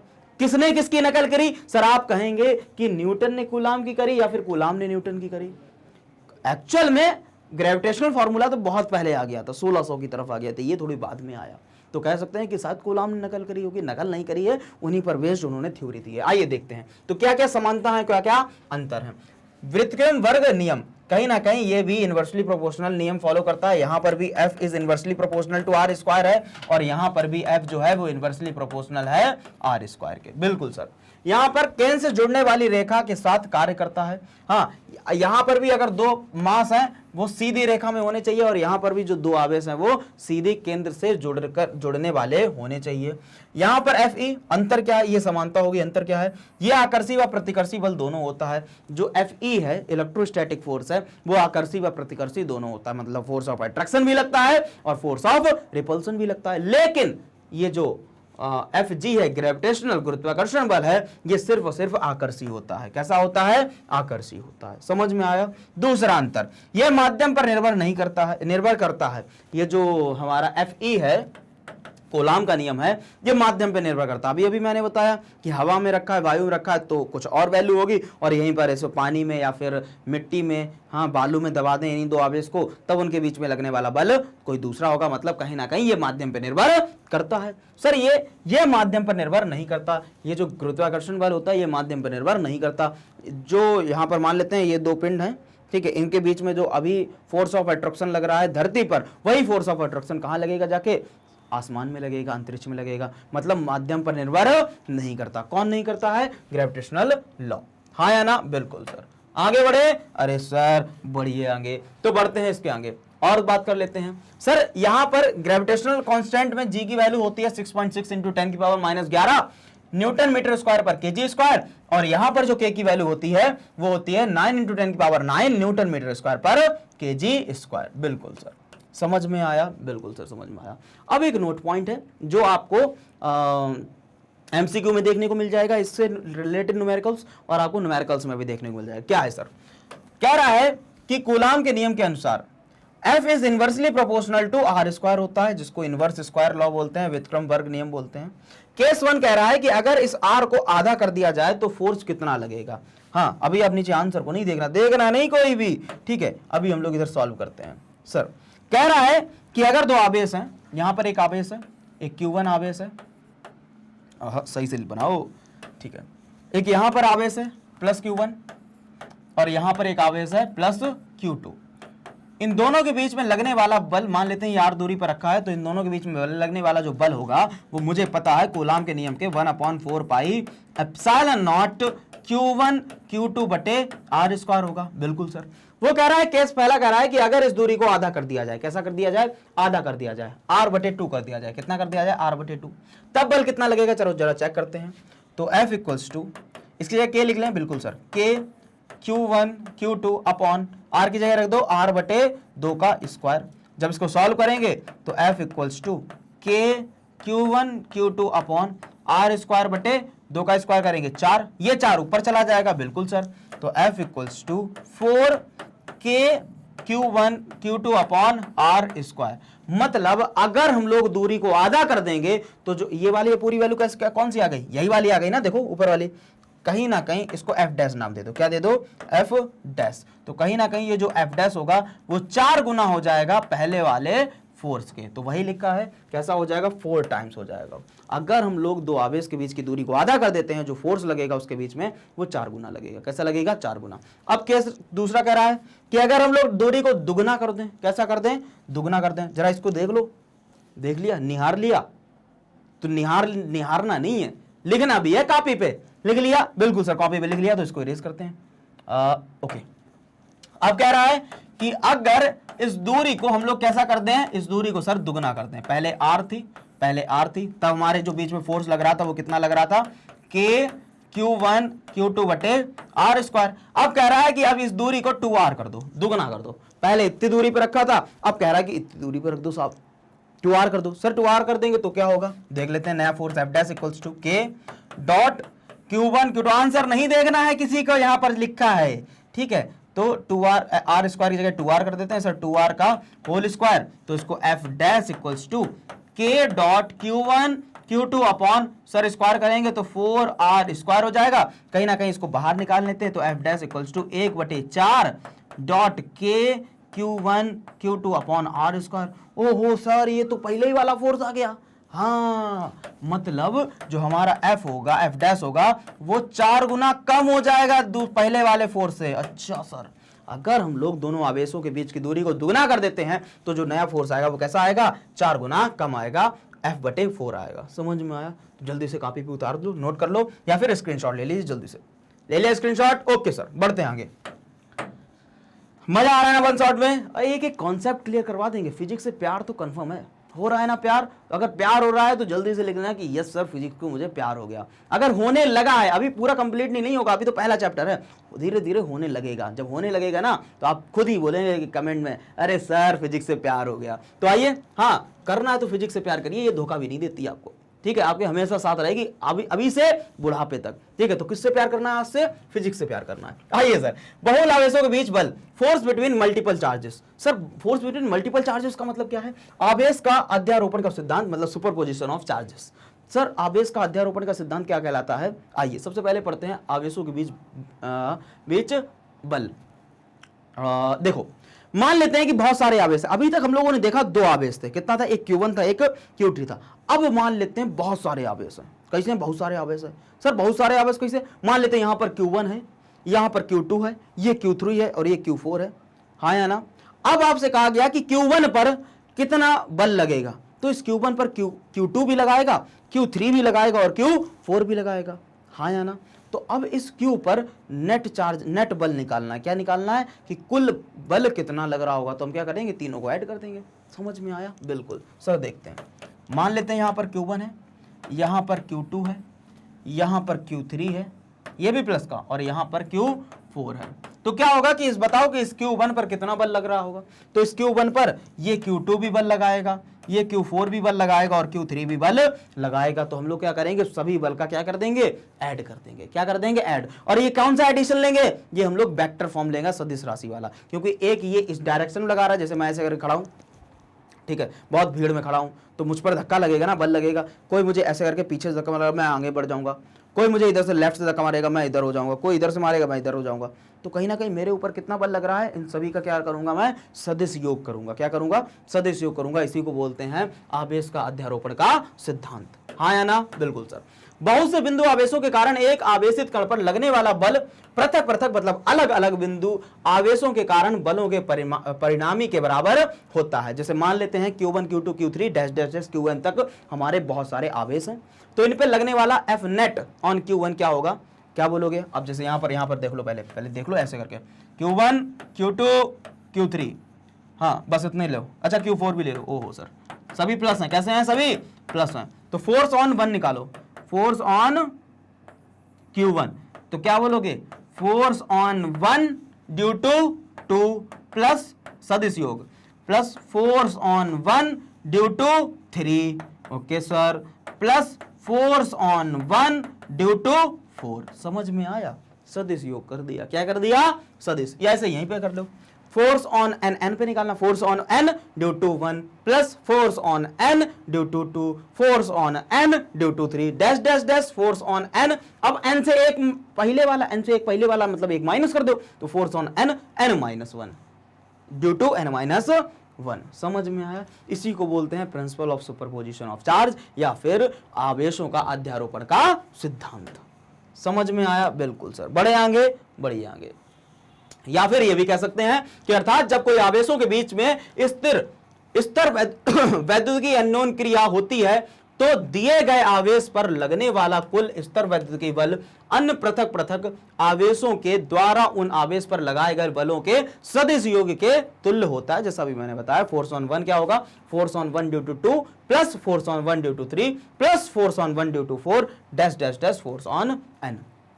समझ में आया, force on n due to force on 1 due to n, force on 1 due to n। समझ में आया। और इन सबका क्या किया हम लोगों ने, सदिश योग किया। देख लो वेक्टर किया है, क्योंकि सब अलग अलग डायरेक्शन में लग रहा है, अलग अलग दिशा में बल लग रहा है। समझ में आया, बिल्कुल सर, हाँ या ना। अब हम लोग बढ़ते हैं आगे की ओर, कुछ डायग्राम्स के थ्रू भी देख लेते हैं अभी जो बताया। ठीक है, बहुल आवेशों के बीच बल, मान लेते हैं ये Q1 है जो कि ऑरिजिन से R1 दूरी पर रखा है, यहां पर Q2 है जो कि ऑरिजिन से R2 दूरी पर रखा है, यहां पर Q3 है जो कि ऑरिजिन से R3 दूरी पर रखा है। अब इस Q1 पर बल बताना है, कितना बल लगेगा। इस Q1 पर R2 भी बल लगाएगा, R3 भी बल लगाएगा, हाँ या ना, बिल्कुल सर। एक तो इधर की तरफ लग रहा है फोर्स, ये यहां पर भी ऑरिजिन पर मान लेते हैं कोई नेट चार्ज रखा है, टेस्ट चार्ज रखा है Q1, पॉजिटिव Q1, तो एक तो ऊपर की तरफ बल लगेगा, बिल्कुल सर। ये पॉजिटिव, ये भी पॉजिटिव, तो जो बल लगेगा Q2 के कारण वो इधर की तरफ लगेगा। ये पॉजिटिव, ये भी पॉजिटिव, जो Q3 लगेगा वो ऊपर की तरफ लगेगा। तो इन F1 F2 F1 force on 1 due to 2 और फोर्स ऑन 1 ड्यू टू 3, इन सबका सदिश योग कर देंगे, आंसर हमारा आ जाएगा। समझ में आया, हाँ या ना। इस दूरी को क्या बोलेंगे, फोर्स ऑन 1 ड्यू टू 2, इस वाली दूरी को क्या बोलेंगे, फोर्स ऑन 1 ड्यू टू 3, बिल्कुल सर। अब यहां पर देख लो 5 हैं, कुल 5 आवेश हैं, एक Q1 और Q1 है, Q2 है, Q3 है, Q4 है एंड Q5 है। ठीक है, तो क्या होगा, Q1 के कारण F1 इधर की तरफ, Q2 के कारण ऊपर की तरफ फोर्स ऑन 2 ड्यू टू 1, 3 के कारण फोर्स ऑन 3 ड्यू टू 1, 4 के कारण ऊपर की तरफ फोर्स ऑन 1 ड्यू टू 4 और 5 के कारण फोर्स ऑन 1 ड्यू टू 5। तो ये जो नेट फोर्स आएगा, ये दिशा देखो अलग अलग दिशा में है, कुछ ऐसा करके बन रहा है, तो इसका सदिश योग कर देंगे, हमें पता चल जाएगा कि Q1 पर कितना कुल बल लग रहा है। समझ में आया, हाँ या ना। तो जल्दी से इसका स्क्रीनशॉट ले लीजिए, फिर हम लोग बढ़ते हैं नेक्स्ट स्लाइड पर। ले लिया स्क्रीनशॉट, ओके सर, ले लिया स्क्रीनशॉट, तो बढ़ते हैं आगे। जब ले लिया है आ जाओ, अब देखते हैं सर इलेक्ट्रिक फील्ड वैद्युत क्षेत्र क्या होता है। आइए, वैद्युत क्षेत्र क्या होता है, देखिए, किसी आवेश अथवा आवेशों के समुदाय के चारों ओर का वह क्षेत्र जिसमें किसी अन्य आवेशों को लाने पर उस पर आकर्षण या प्रतिकर्षण का बल कार्य करता है, वह क्षेत्र वैद्युत क्षेत्र कहलाता है। वैद्युत क्षेत्र को वैद्युत बल द्वारा प्रदर्शित करते हैं। सर वैद्युत क्षेत्र क्या होता है, वैद्युत क्षेत्र वो होता है कि अगर कोई आवेश है, मान लेते हैं मैं एक आवेश हूं, ठीक है, तो मैं अपने आसपास एक एरिया बना दूंगा, एक क्षेत्र बना दूंगा जो आपको दिखाई नहीं देगा। कैसा होगा, काल्पनिक होगा, आपको दिखाई तो दे नहीं रहा, लेकिन अब इस पर कैसे हम जाने कि यहाँ पर मेरे आसपास मैंने एक एरिया क्रिएट किया है, एक क्षेत्र बनाया है। तो क्या करूंगा, मैं अपने ही जैसा दूसरा एक आवेश लाऊंगा, अपने जैसा समान प्रकृति का या फिर विपरीत प्रकृति का ला सकता हूं, लाऊंगा। उस आवेश को जैसे ही मैं अपने पास ला रहा हूं, अगर वो मेरे क्षेत्र में नहीं आएगा तो चलता चला आएगा, उस पर कोई बल महसूस नहीं होगा। लेकिन जैसे ही वो मेरे क्षेत्र में आएगा तो उस पर या तो फोर्स ऑफ अट्रैक्शन फील होगा या फिर फोर्स ऑफ रिपल्सन फील होगा, आकर्षण बल फील होगा या फिर प्रतिकर्षण बल फील होगा। तो हम जान जाएंगे कि हाँ, कोई अंदर मेरे ही जैसा कोई आवेश रखा है और उस आवेश का कुछ ना कुछ क्या है, वैद्युत क्षेत्र है। जैसे मान लेते हैं ये प्लस क्यू आवेश है, ये प्लस क्यू आवेश अपने आसपास क्या बना रहा है, एक क्षेत्र बना रहा है। यहां पर कोई दूसरा टेस्ट चार्ज लाएंगे, परीक्षण आवेश लाएंगे, यहां तक तो कोई उसको, क्योंकि इसका एरिया यहीं तक है, यहां तक उसको कोई कुछ फील नहीं हो रहा है, ना फोर्स ऑफ अट्रैक्शन और ना ही फोर्स ऑफ रिपल्सन। लेकिन जैसे ही ये आवेश, जैसे ही ये चार्ज यहां पर आता है, कहां पर आता है, यहां पर आता है, जैसे ही बाउंड्री पैर रखता है, तुरंत ये भी पॉजिटिव ये भी पॉजिटिव, इसको फील होता है फोर्स ऑफ रिपल्सन। हाँ या ना, बिल्कुल सर। जैसे ये अब ये क्या करता है, सोचता है यहां पर कुछ ना कुछ होगा, तो ये चारों तरफ से आने की कोशिश करता है, लेकिन हर एक क्षेत्र से उसको क्या महसूस होता है, प्रतिकर्षण बल महसूस होता है। तब ये एकांक परीक्षण आवेश कहता है कि मेरे ही जैसा कोई अंदर बैठा है जिसका कुछ ना कुछ अपना क्षेत्र है, उसी क्षेत्र को हम लोग बोलेंगे वैद्युत क्षेत्र। समझ में आया, बिल्कुल सर। तो एक बार दोबारा पढ़ लेते हैं, किसी आवेश अथवा आवेशों के समुदाय के चारों ओर का वह क्षेत्र जिसमें किसी अन्य आवेशों को लाने पर उस पर आकर्षण या फिर प्रतिकर्षण का बल कार्य करता है, वह क्षेत्र वैद्युत क्षेत्र कहलाता है। वैद्युत क्षेत्र को वैद्युत बल द्वारा प्रदर्शित करते हैं, वैद्युत बल रेखाओं द्वारा प्रदर्शित करते हैं। सर आप पढ़ते हैं वैद्युत बल रेखाएं क्या होती हैं, आइए जरा। वैद्युत क्षेत्र रेखाएं, इलेक्ट्रिक फील्ड लाइंस। आपको कुछ यहाँ पर डायग्राम दिख रहा होगा, जरा मैं इधर आ जाता हूं।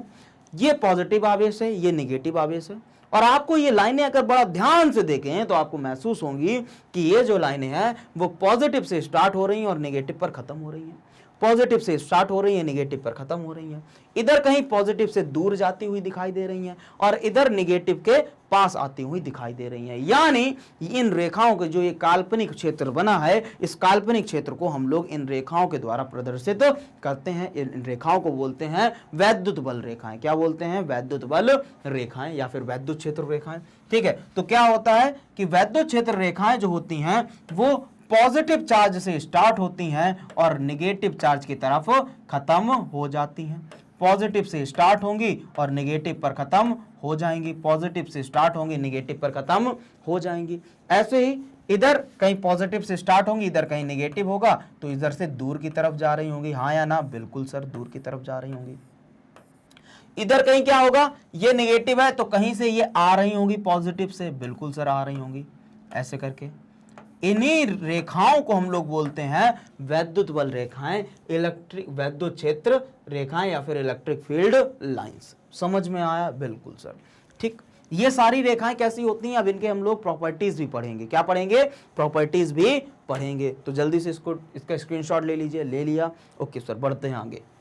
अब देखते हैं वैद्युत बल रेखाएं, काल्पनिक रेखाएं। मैंने बोला काल्पनिक क्षेत्र बनाते हैं, तो ये रेखाएं कैसी होती हैं? काल्पनिक, आपको दिखाई नहीं देंगी। वैद्युत बल रेखाएं कभी आपस में नहीं काटती। कभी ऐसा नहीं होता कि एक वैद्युत बल रेखा ऐसे जा रही है तो दूसरी वैद्युत बल रेखा ऐसे करके गई और यहां पर काट दी। ऐसा क्यों नहीं होता है कि अभी आगे पढ़ेंगे तब मैं बताऊंगा इसका नेक्स्ट जो पॉइंट है।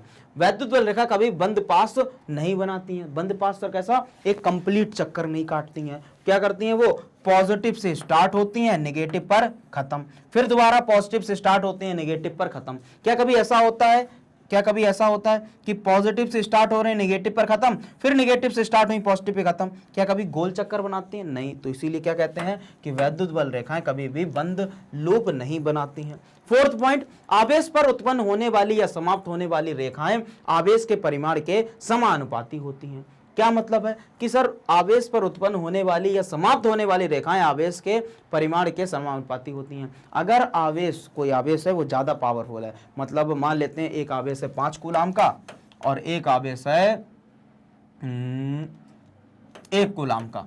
ठीक है, तो जाहिर सी बात है 5 कूलाम वाला आवेश ज्यादा, 1 कूलाम वाला आवेश कम है। हाँ या ना? बिल्कुल सर। तो इसका मैग्नीट्यूड ज्यादा, उसका मैग्नीट्यूड कम। कहीं ना कहीं इसकी वैद्युत बल रेखाएं ज्यादा होंगी और इसके पास वैद्युत बल रेखाएं कम होंगी। समझ में आया? बिल्कुल सर, समझ में आया। बढ़ते हैं नेक्स्ट पे।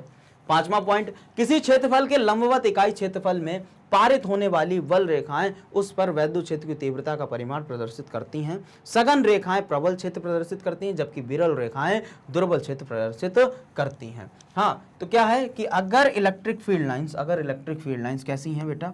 बहुत पास पास हैं। कैसी हैं? बहुत पास पास हैं, तो हम लोग बोलेंगे ये क्षेत्रफल जो होगा वो कैसा होगा? बहुत स्ट्रांग होगा। अगर इलेक्ट्रिक फील्ड लाइंस बहुत दूर दूर हैं, कैसी हैं? बहुत दूर दूर हैं, तब कहेंगे ये जो क्षेत्रफल होगा, वैद्युत क्षेत्रफल होगा, वो कैसा होगा? बहुत ही मतलब वीक होगा। कैसा होगा? बहुत ही वीक होगा। एक वैद्युत क्षेत्र में बल रेखा पर स्पर्श रेखा क्षेत्र की तीव्रता की दिशा दर्शाती है। देखो, अब यहीं पर पॉइंट था जो मैंने बोला था कि दो वैद्युत बल रेखाएं आपस में काटती नहीं है। कह रहा है कि एक वैद्युत क्षेत्र में बल रेखा पर स्पर्श रेखा का मतलब टेंजेंट। मान लेते हैं यहां पर एक वैद्युत बल रेखा ऐसे करके जा रही है। ठीक है, अब मुझे बताना है कि इस पॉइंट पर यहां पर मान लेते हैं इस पॉइंट पर वैद्युत क्षेत्र की तीव्रता की दिशा क्या होगी। तो हम लोग क्या करेंगे? इस पर टेंजेंट ड्रॉ कर देंगे। क्या ड्रॉ कर देंगे?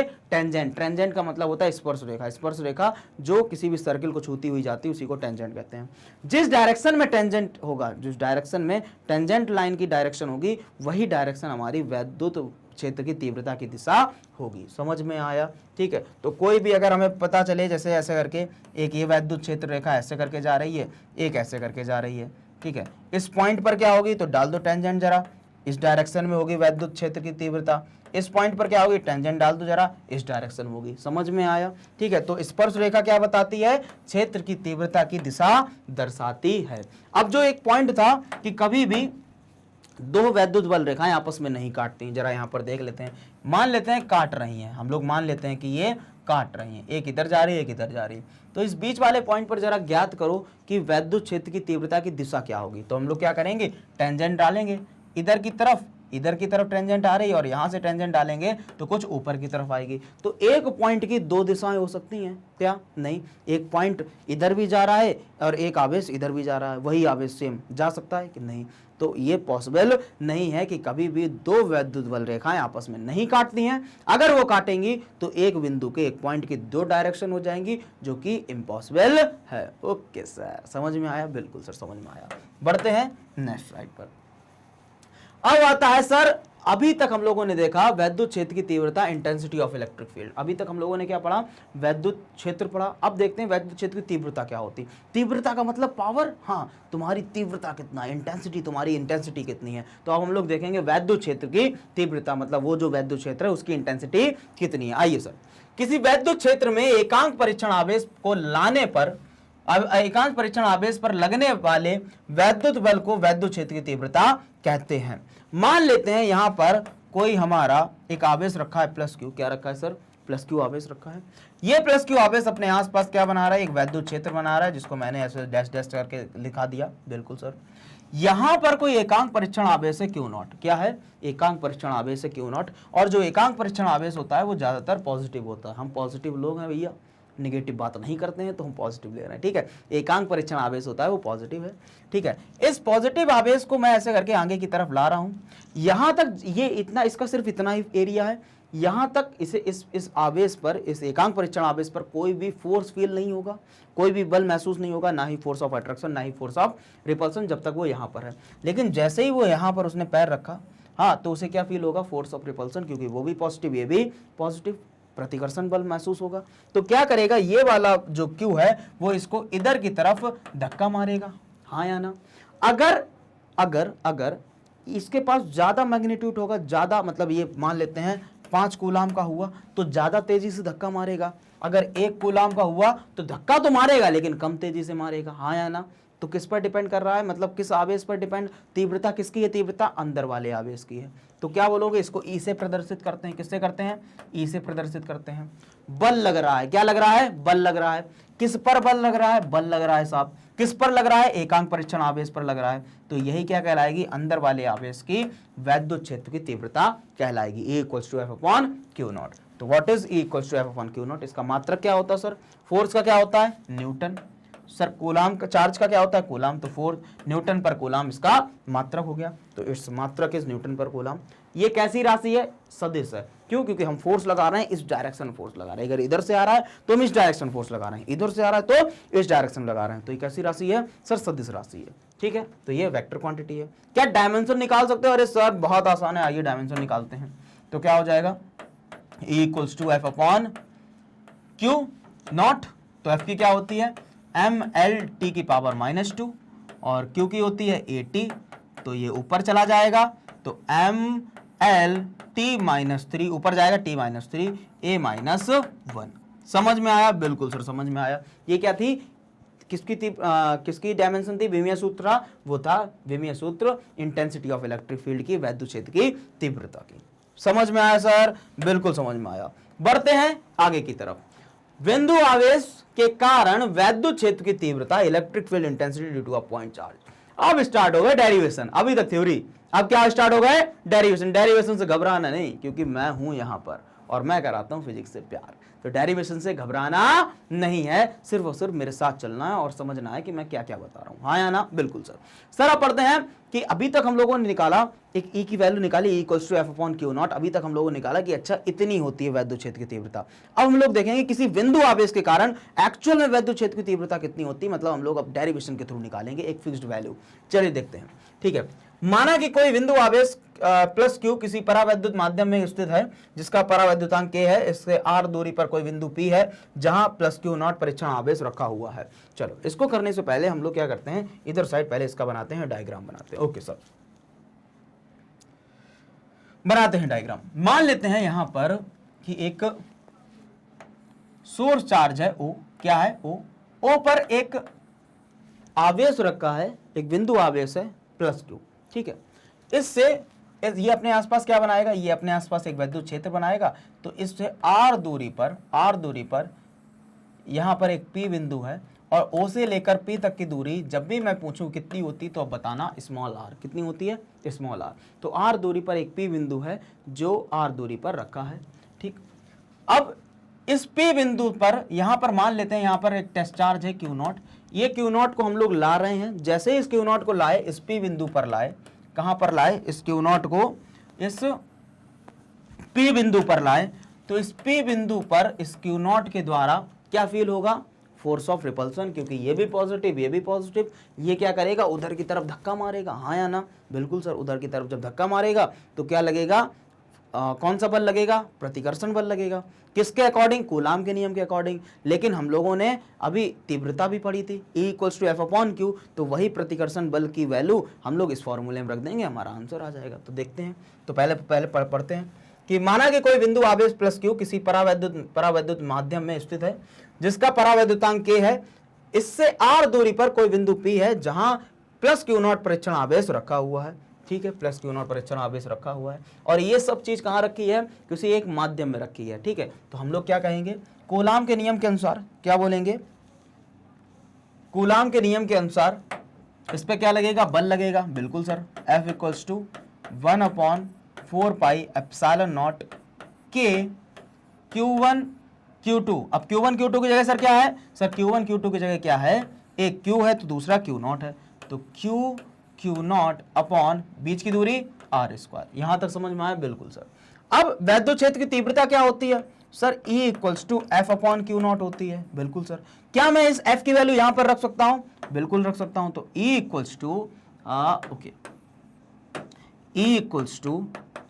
1/4πε0 K Q0/r² whole upon Q0।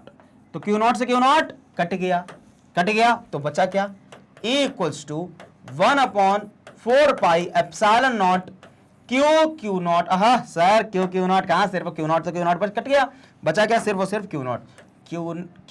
Q बचा, Q अपॉन नीचे r²। और ये K, ये क्या आ गया, ये आपका आ गया वैद्युत क्षेत्र की तीव्रता। किसके कारण, किसी बिंदु आवेश के कारण। अब मान लेते हैं K की वैल्यू 1 है, मतलब निर्वात में रखा है या फिर हवा में रखा है। तो E = 1/4πε0 Q/r²। समझ में आया, हाँ या ना, बिल्कुल सर समझ में आया। इसको क्या बोलते हैं, इसको बोलते हैं वैद्युत क्षेत्र की तीव्रता किसी भी बिंदु आवेश के कारण। तो जल्दी से इसका स्क्रीनशॉट ले लीजिए, फिर हम लोग बढ़ते हैं नेक्स्ट स्लाइड में, ठीक है। Okay sir. हाँ, अब हम लोग पढ़ रहे हैं कि सर वैद्युत द्विध्रुव क्या होता है। क्या वैद्युत द्विध्रुव, हाँ भाई, इलेक्ट्रिक डाइपोल क्या होता है। आइए सर वैद्युत द्विध्रुव पढ़ते हैं। वैद्युत द्विध्रुव को समझने से पहले यहां पर लिखते हैं इंग्लिश में इलेक्ट्रिक डाइपोल। सर डाइपोल का मतलब दो पोल, हाँ, दो पोल का मतलब जैसे मैग्नेट के दो पोल होते हैं, नॉर्थ पोल और साउथ पोल, ऐसे ही अब क्या आया है, इलेक्ट्रिक आया, मतलब आवेश के दो पोल होंगे, मतलब एक पॉजिटिव और एक नेगेटिव। तो कहीं ना कहीं जैसे मैग्नेट के दो पोल को नॉर्थ और साउथ को पास पास रख दिया जाता है, बहुत पास पास रखे होते हैं, पास पास रख दिया जाता है, ऐसे ही दो आवेश को, एक पॉजिटिव होगा एक निगेटिव होगा, पास पास रख देंगे तो वो क्या बना देगा, डाइपोल बना देगा। क्या बना देगा, डाइपोल। यदि दो बराबर तथा विपरीत आवेश, मैंने बोला बराबर या फिर विपरीत आवेश एक दूसरे से अल्प दूरी पर स्थित हो तो इस संरचना को वैद्युत द्विध्रुव कहते हैं। मान लेते हैं कि यहां पर -Q है और यहां पर +Q है, और ये दोनों, ये A पॉइंट पर है और ये B पॉइंट पर है, और ये दोनों के बीच की जो दूरी है वो कैसी है, हमेशा 2L होती है। कितनी होती है, 2L होती है। अगर इन दोनों को अल्प दूरी पर रख दिया जाए तो ये संरचना बना लेंगे और इस संरचना को बोलेंगे हम लोग, क्या बोलेंगे, वैद्युत द्विध्रुव बोलेंगे। अब देखो परिमाण में सेम है, यहां पर भी एक 1Q है और यहां पर भी 1Q है, एक निगेटिव है तो दूसरा पॉजिटिव। ये क्या सर ऐसा भी हो सकता है माइनस का 2q या फिर प्लस का 2q, बिल्कुल हो सकता है। परिमाण में समान हो और विपरीत हो, कैसे हो, विपरीत हो। तो इस संरचना को बोल देते हैं वैद्युत द्विध्रुव। जैसे HCl, जैसे हम लोग HCl लिखें तो HCl डिवाइड कर दो तो H पॉजिटिव Cl निगेटिव, देखो है समान है, मैग्नीट्यूड में समान है, लेकिन उसका जो प्रकृति है वो कैसी है, विपरीत है। ठीक, अब इसके बाद हम लोग देखते हैं सर वैद्युत द्विध्रुव आघूर्ण, electric dipole movement. Sir electric dipole movement क्या होता है? वैद्युत द्विध्रुव में किसी एक आवेश का परिमाण तथा दोनों आवेशों के बीच की दूरी के गुणनफल को वैद्युत द्विध्रुव आघूर्ण कहते हैं। इसे स्मॉल p से प्रदर्शित करते हैं। जैसे अभी हमने बताया था यहां पर -q था, थोड़ी दूरी पर यहां पर +q था और इन दोनों की दूरी 12 थी। अगर हम लोग इन दोनों आवेश, कोई भी एक आवेश ले लो, पॉजिटिव निगेटिव से मतलब नहीं है क्योंकि परिमाण में कैसे हैं, सेम है। ठीक, तो कोई भी एक आवेश ले लिया दैट इज q, गुणा करा दिया, इन दोनों आवेश के बीच की दूरी कितनी है, 12 है, इंटू 12। बेटा इसी को बोलेंगे स्मॉल p से प्रदर्शित करेंगे और इसी को बोलेंगे electric dipole movement, that is वैद्युत द्विध्रुव आघूर्ण। समझ में आया? बिल्कुल सर। ठीक है, वैद्युत द्विध्रुव में किसी एक आवेश, कोई भी एक आवेश ले लो, किसी एक आवेश का परिमाण तथा दोनों आवेश के बीच की दूरी के गुणनफल को वैद्युत द्विध्रुव आघूर्ण कहते हैं। इसे स्मॉल p से प्रदर्शित करते हैं, अर्थात p = q × 12। ओके सर, समझ में आया। बढ़े आगे? बिल्कुल सर। सर इसका मात्रक क्या होता है? सर इसका मात्रक होता है कूलाम मीटर। क्या होता है? Coulomb metre. p = q × 12, तो p = q क्या होता है, कूलाम, और इसकी लेंथ की मीटर। इसका मात्रक क्या है, coulomb metre. Okay sir. Sir इसका डायमेंशन भी निकाल सकते हैं। Q की क्या होती है सर, 80 होती है। L की लेंथ को L करते हैं तो क्या होगा, LAT या फिर LTA, LTA बोलो ज्यादा अच्छा होता है, क्या होगा, LTA। हाँ या ना? बिल्कुल सर। सर ये राशि कैसी है? सर ये राशि सदिश है क्योंकि इसकी जो डायरेक्शन होती है वो निगेटिव से पॉजिटिव की तरफ होती है। कैसी होती है, निगेटिव से पॉजिटिव की तरफ। तो इसकी जो राशि कैसी है, सदिश है, दिशा ऋणावेश से धनावेश की ओर होती है। समझ में आया? बिल्कुल सर, समझ में आया। तो बढ़ते हैं हम लोग नेक्स्ट की तरफ। अब सर हम लोग क्या देखेंगे, अब करेंगे दो बड़े बड़े डेरिवेशन। क्या करेंगे, दो बड़े बड़े डेरिवेशन। सर एक डेरिवेशन क्या कहला रहा है, पहला जो डेरिवेशन है वो है वैद्युत द्विध्रुव के कारण वैद्युत क्षेत्र की तीव्रता। सर वैद्युत द्विध्रुव के कारण वैद्युत क्षेत्र की तीव्रता, इसका क्या मतलब है? मान लेते हैं यहां पर एक वैद्युत द्विध्रुव रख देंगे, ये जो हमारा मार्कर है, ये जो पेन है, ये मान लेते हैं वैद्युत द्विध्रुव है। क्या है, वैद्युत द्विध्रुव है। अब इस वैद्युत द्विध्रुव के कारण थोड़ी सी दूरी पर यहां पर एक P पॉइंट रख देंगे। क्या रख देंगे, P पॉइंट। अब इस P पॉइंट पर, इस P बिंदु पर देखेंगे कि इस वैद्युत द्विध्रुव के कारण इस P बिंदु पर वैद्युत क्षेत्र की तीव्रता कितनी आएगी, ये पहला केस होगा। इस P पॉइंट को उठाएंगे, ऊपर की तरफ ले आएंगे, इस P पॉइंट पर देखेंगे कि इस वैद्युत द्विध्रुव के कारण इस P पॉइंट पर वैद्युत क्षेत्र की तीव्रता कितनी आएगी, दूसरा केस। तो करते हैं, चलिए स्टार्ट करते हैं। पहला वाला कहलाता है अक्षीय स्थिति, जिसको बोलते हैं एंड ऑन पोजीशन, और दूसरा वाला कहलाता है निरक्षीय स्थिति, जिसको बोलते हैं ब्रॉड साइड पोजीशन। तो पहला वाला करते हैं, और इसको करने से पहले इधर देखते हैं। ठीक है, पूरा हमने लेक्चर थ्योरी के बेस पर वहां पर पढ़ा दिया, यहाँ पर सिर्फ डेरिवेशन देखते हैं। क्या देखते हैं हम लोग, डेरिवेशन। तो बनाते हैं सबसे पहले डायग्राम, इधर ही डायग्राम बनाते हैं। किधर बनाते हैं, इस साइड डायग्राम बनाते हैं। मान लेते हैं यहाँ पर हमारे पास एक डायपोल है। क्या है सर, डायपोल है, जिसका नाम दे दिया A और ये B। ठीक, ये -q है और यहाँ पर +q है। सेंटर इसका O ले लिया, तो A से लेकर B तक की दूरी हमने बताया डायपोल कितनी होती है, 12 होती है। अगर सेंटर O ले लिया है तो A से लेकर O तक की दूरी सर कितनी होगी, सर L होगी, और O से लेकर B तक की दूरी भी L होगी। बिल्कुल सर। इससे थोड़ी दूरी पर यहां पर एक P पॉइंट होगा। क्या होगा, एक P पॉइंट होगा, और इस P पॉइंट पर कोई टेस्ट चार्ज रखा है, और इसी P पॉइंट पर मुझे वैद्युत क्षेत्र की तीव्रता ज्ञात करनी है। तो मैंने हमेशा बताया कि O से लेकर P तक की दूरी कितनी होती है, सर O से लेकर P तक की दूरी R होती है। बिल्कुल सर। तो क्या आप बता सकते हो कि A से लेकर P तक की दूरी कितनी होगी, सर इतनी दूरी तो R है, बची दूरी L, तो जो पूरी दूरी हो जाएगी R + L। हाँ या ना? बिल्कुल सर।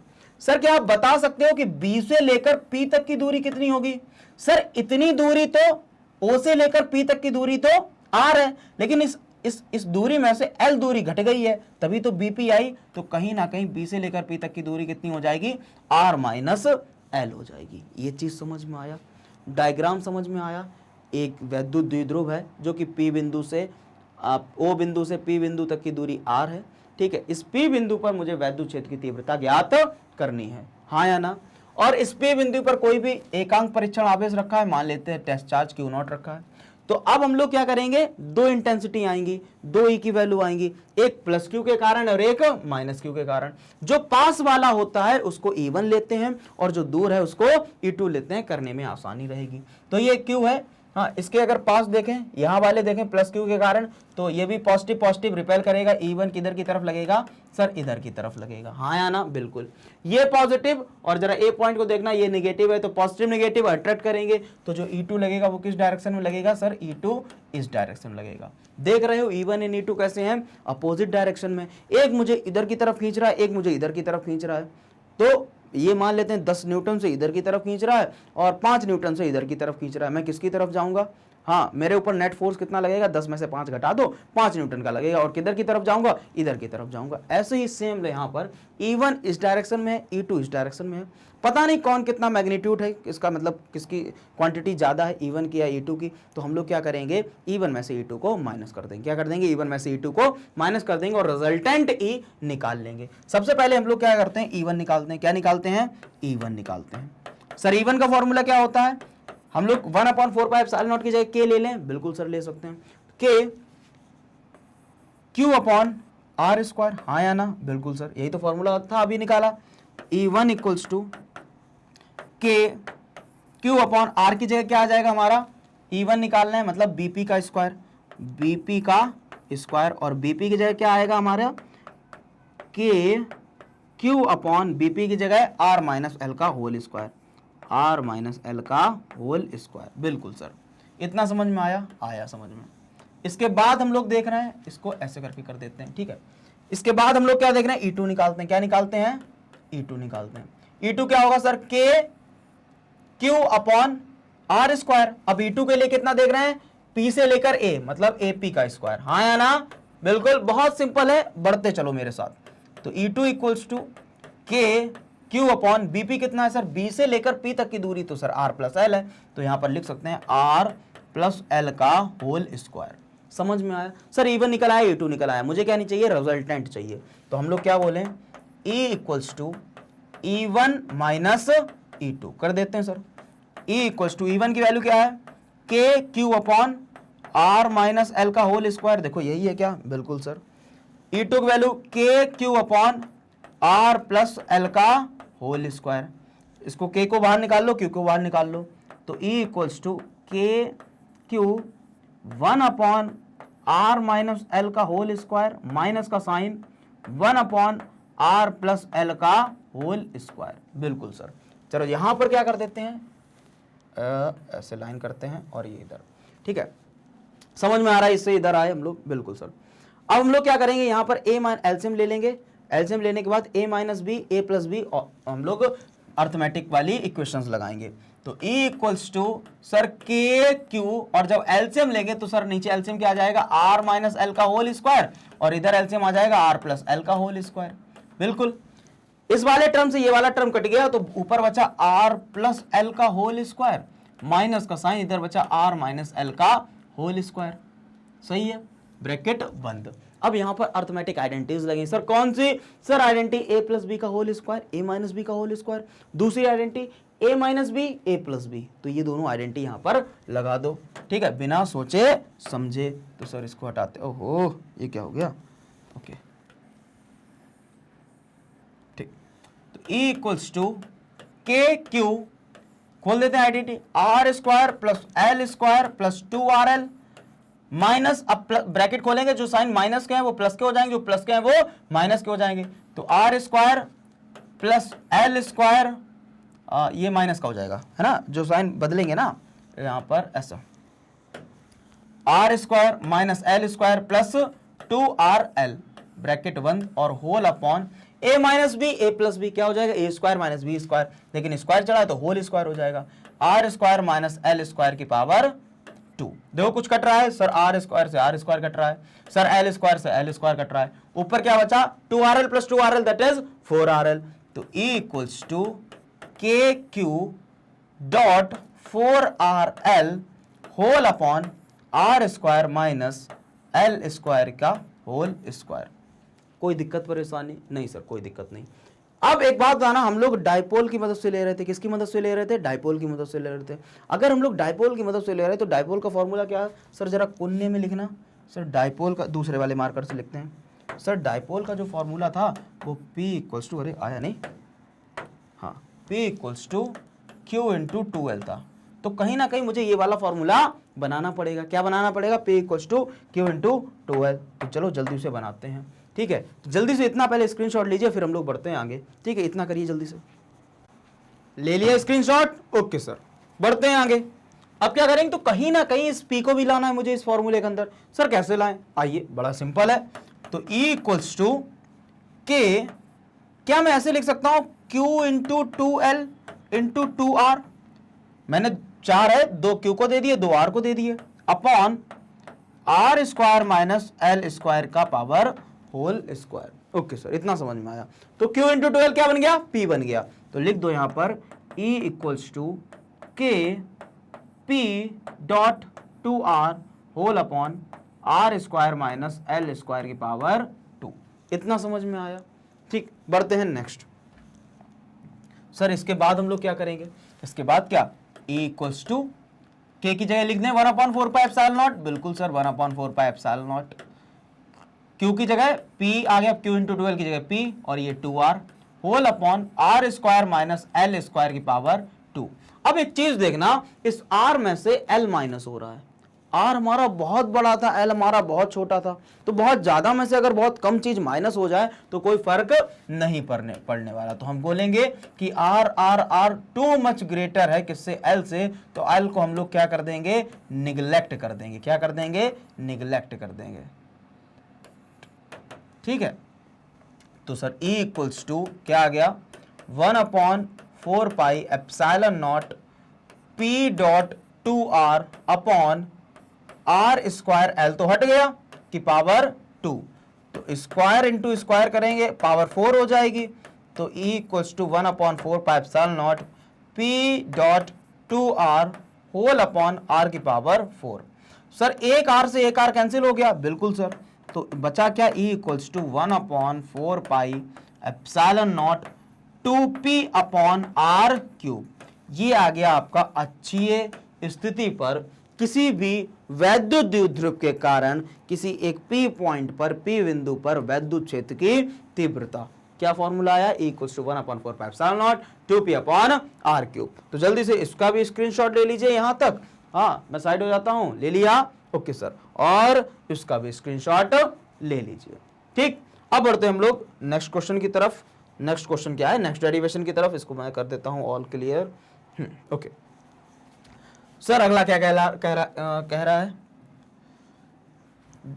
जो इसकी लैंग्वेज है वो हम लोगों ने डेरिवेशन में अच्छे से पढ़ लिया था, ठीक है।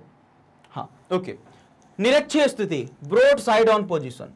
अब क्या है सर, अब क्या किया मैंने, जैसे बताया था केस 2 क्या होगा कि यहां पर एक वैद्युत आवेश है, अरे सॉरी वैद्युत आवेश कह रहे हैं, एक वैद्युत द्विध्रुव है। इस वैद्युत द्विध्रुव के पहले अच्छी स्थिति पर यहां पर एक्सिस पर एक P बिंदु थी। इस P बिंदु पर हम लोगों ने वैद्युत क्षेत्र की तीव्रता ज्ञात की थी। अब इस P बिंदु को उठाइए और कहां पर ले आइए, ऊपर ले आइए। कहां पर ले आए, इसके बिल्कुल सेंटर से इसके बिल्कुल सेंटर से P बिंदु यहां पर रख दीजिए। तो अब इस पोजीशन को बोलेंगे हम लोग निरक्षीय स्थिति। क्या बोलेंगे, निरक्षीय स्थिति। और अब इस P पॉइंट पर हम लोगों को निकालना होगा वैद्युत क्षेत्र की तीव्रता, हाँ या ना। तो चलिए करते हैं डेरिवेशन, ठीक है। आइए देखते हैं, बनाते हैं सबसे पहले डायग्राम। सर डायग्राम इधर बनाते हैं, थोड़ा अच्छा सा बड़ा सा। ये मान लेते हैं ये हमारे पास क्या है, एक डाइपोल है जिसको नाम दिया A और इधर नाम दिया B। डाइपोल इधर की तरफ माइनस Q है, इधर की तरफ प्लस Q है। सेंटर पॉइंट O है। A से लेकर B तक की दूरी सर आपको पता है कितनी होती है, 2L होती है। और A से लेकर O तक की दूरी सर कितनी है, L हो जाएगी, क्योंकि आधे आधे को सेंटर पॉइंट लिया है। तो A से लेकर O तक की दूरी L और O से लेकर B तक की दूरी कितनी हो जाएगी, L हो जाएगी। ओके सर, इसके बिल्कुल सेंटर से कुछ दूरी पर ऐसा करके इसको इरेज करके अच्छे से करते हैं। इसके बिल्कुल सेंटर से यहां पर एक P बिंदु रख दी है। क्या रख दी है? एक P बिंदु रख दी है। ठीक है, इस एक P बिंदु रख दी है। अब इस P बिंदु पर हम लोगों को वैद्युत क्षेत्र की तीव्रता ज्ञात करनी है। किसके कारण? इस वैद्युत द्विध्रुव के कारण। तो यहां पर भी दो इंटेंसिटी आएंगी, दो वैद्युत क्षेत्र की तीव्रता आएंगी, एक -q के कारण, एक +q के कारण। तो इसको कुछ ऐसा बना सकते हैं ट्राइंगल शेप में। बिल्कुल सर, बना लीजिए, आपकी मर्जी है। O से लेकर P तक की दूरी स्मॉल r कितनी है? Small r। तो +q के कारण ये यहाँ पर +q0 एकांक परीक्षण आवेश रखा होगा। +q रिपेल करेगा, कहीं ना कहीं E1 किस डायरेक्शन लगेगा सर? E1 लगेगा ऊपर की तरफ। बिल्कुल सही है सर। सर ये -q है, ये +q है, अट्रैक्ट करेगा अपनी तरफ, तो E2 किस डायरेक्शन लगेगा सर? E2 लगेगा कि नीचे की तरफ, कुछ इस डायरेक्शन में। ओहो सर, अच्छे से लिखो। ओके सर, E2 किधर की तरफ लगेगा? कुछ नीचे की तरफ लगेगा, इस डायरेक्शन में। सही है, बिल्कुल। अब यहां पर देखो, E1 कुछ ऐसा है, E2 कुछ ऐसा है, मतलब ये दोनों किसी ना किसी एंगल पर हैं। ना तो ये हॉरिजॉन्टली हैं, ना ही ये वर्टिकली हैं। तो हम लोग क्या करेंगे, इनको हॉरिजॉन्टल कंपोनेंट और वर्टिकल कंपोनेंट में डिवाइड कर लेंगे आगे चल के। ठीक है सर, इतना। सर इसको नाम दे देते हैं, ये P है, तो क्या आप BP की दूरी बता सकते हो? बिल्कुल सर, ये 90 डिग्री बना रहा है। कितना बना रहा है? 90 डिग्री बना रहा है। तो ये कुछ 90 डिग्री बना रहा है। पाइथागोरस थ्योरम लगा दें, तो ये L है, ये R है, बेस L है, परपेंडिकुलर R है, तो हाइपोटेन्यूज कितनी हो जाएगी? हाइपोटेन्यूज आपकी हो जाएगी रूट के अंदर r² प्लस L²।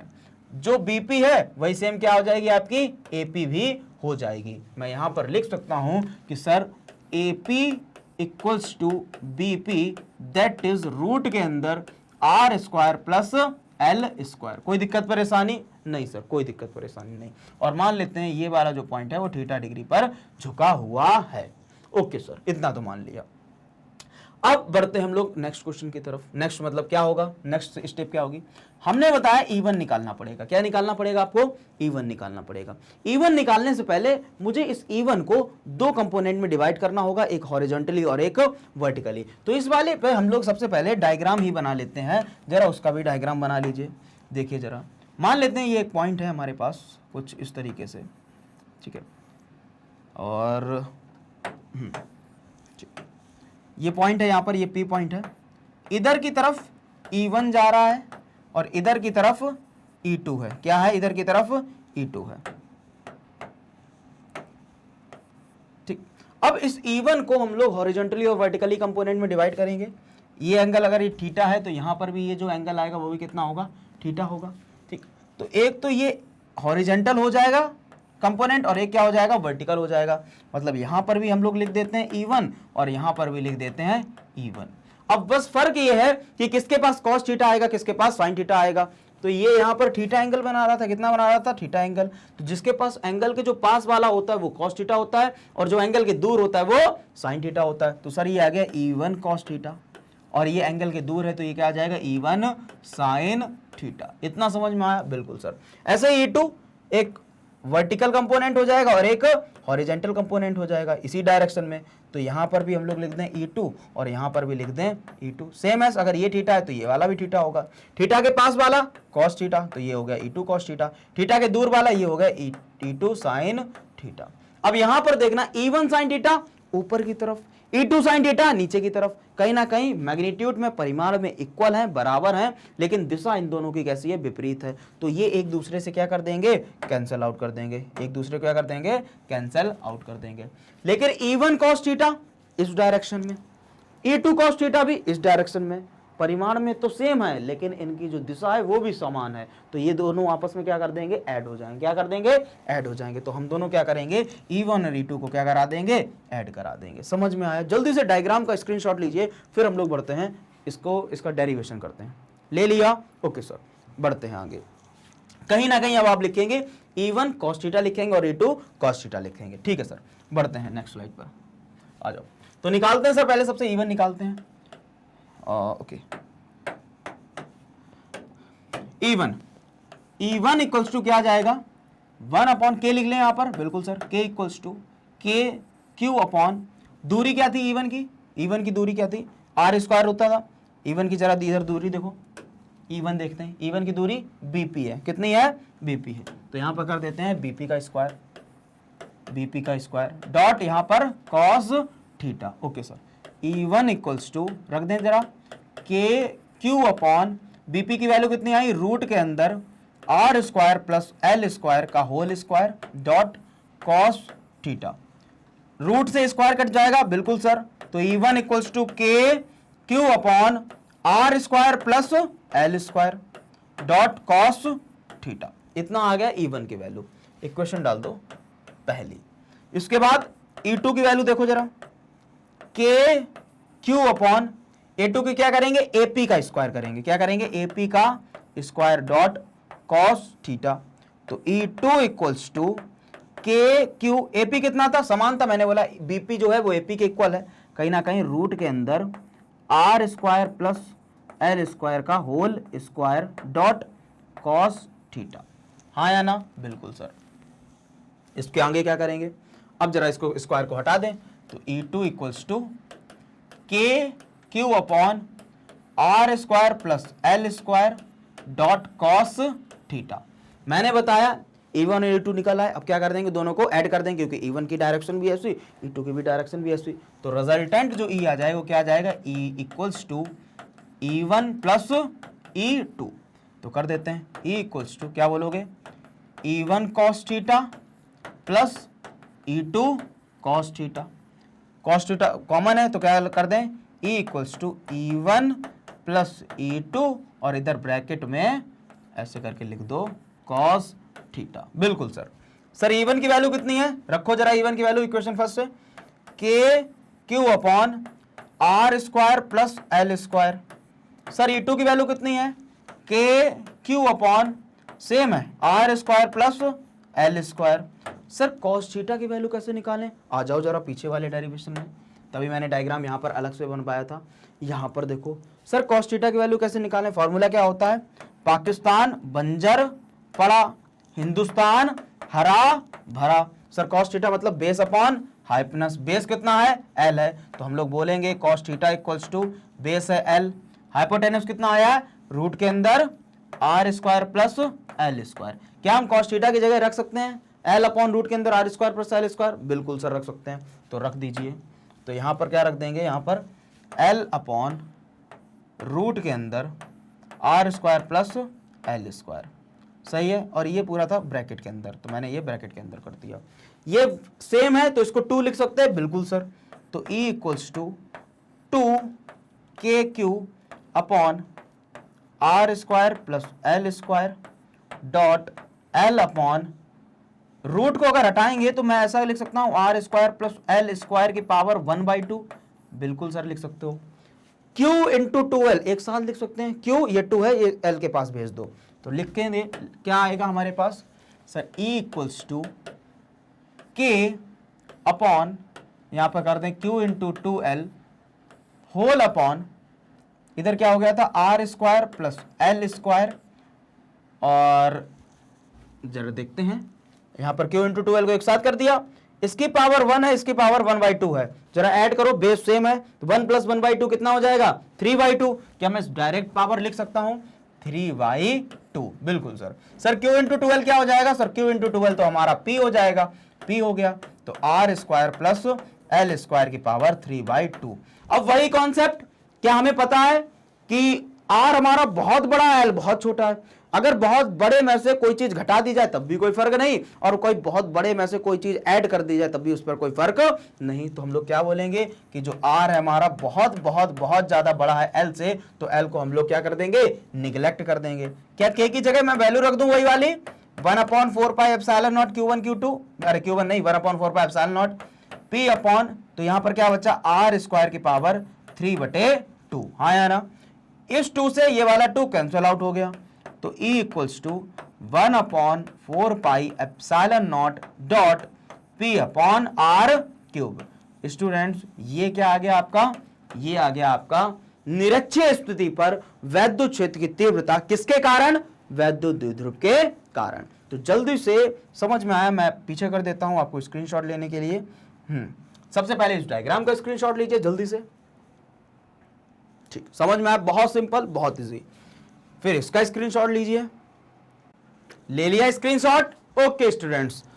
तो आज की क्लास हम लोग यहीं पर समाप्त करते हैं और आशा करते हैं कि आपको ये वन शॉट पार्ट 1 आपको अच्छे से समझ में आया होगा, क्योंकि हमारा थोड़ा लेंथी चैप्टर है। इसके बाद हम लोग वन शॉट का नेक्स्ट पार्ट शूट करेंगे और बस वहीं पर चैप्टर खत्म कर देंगे।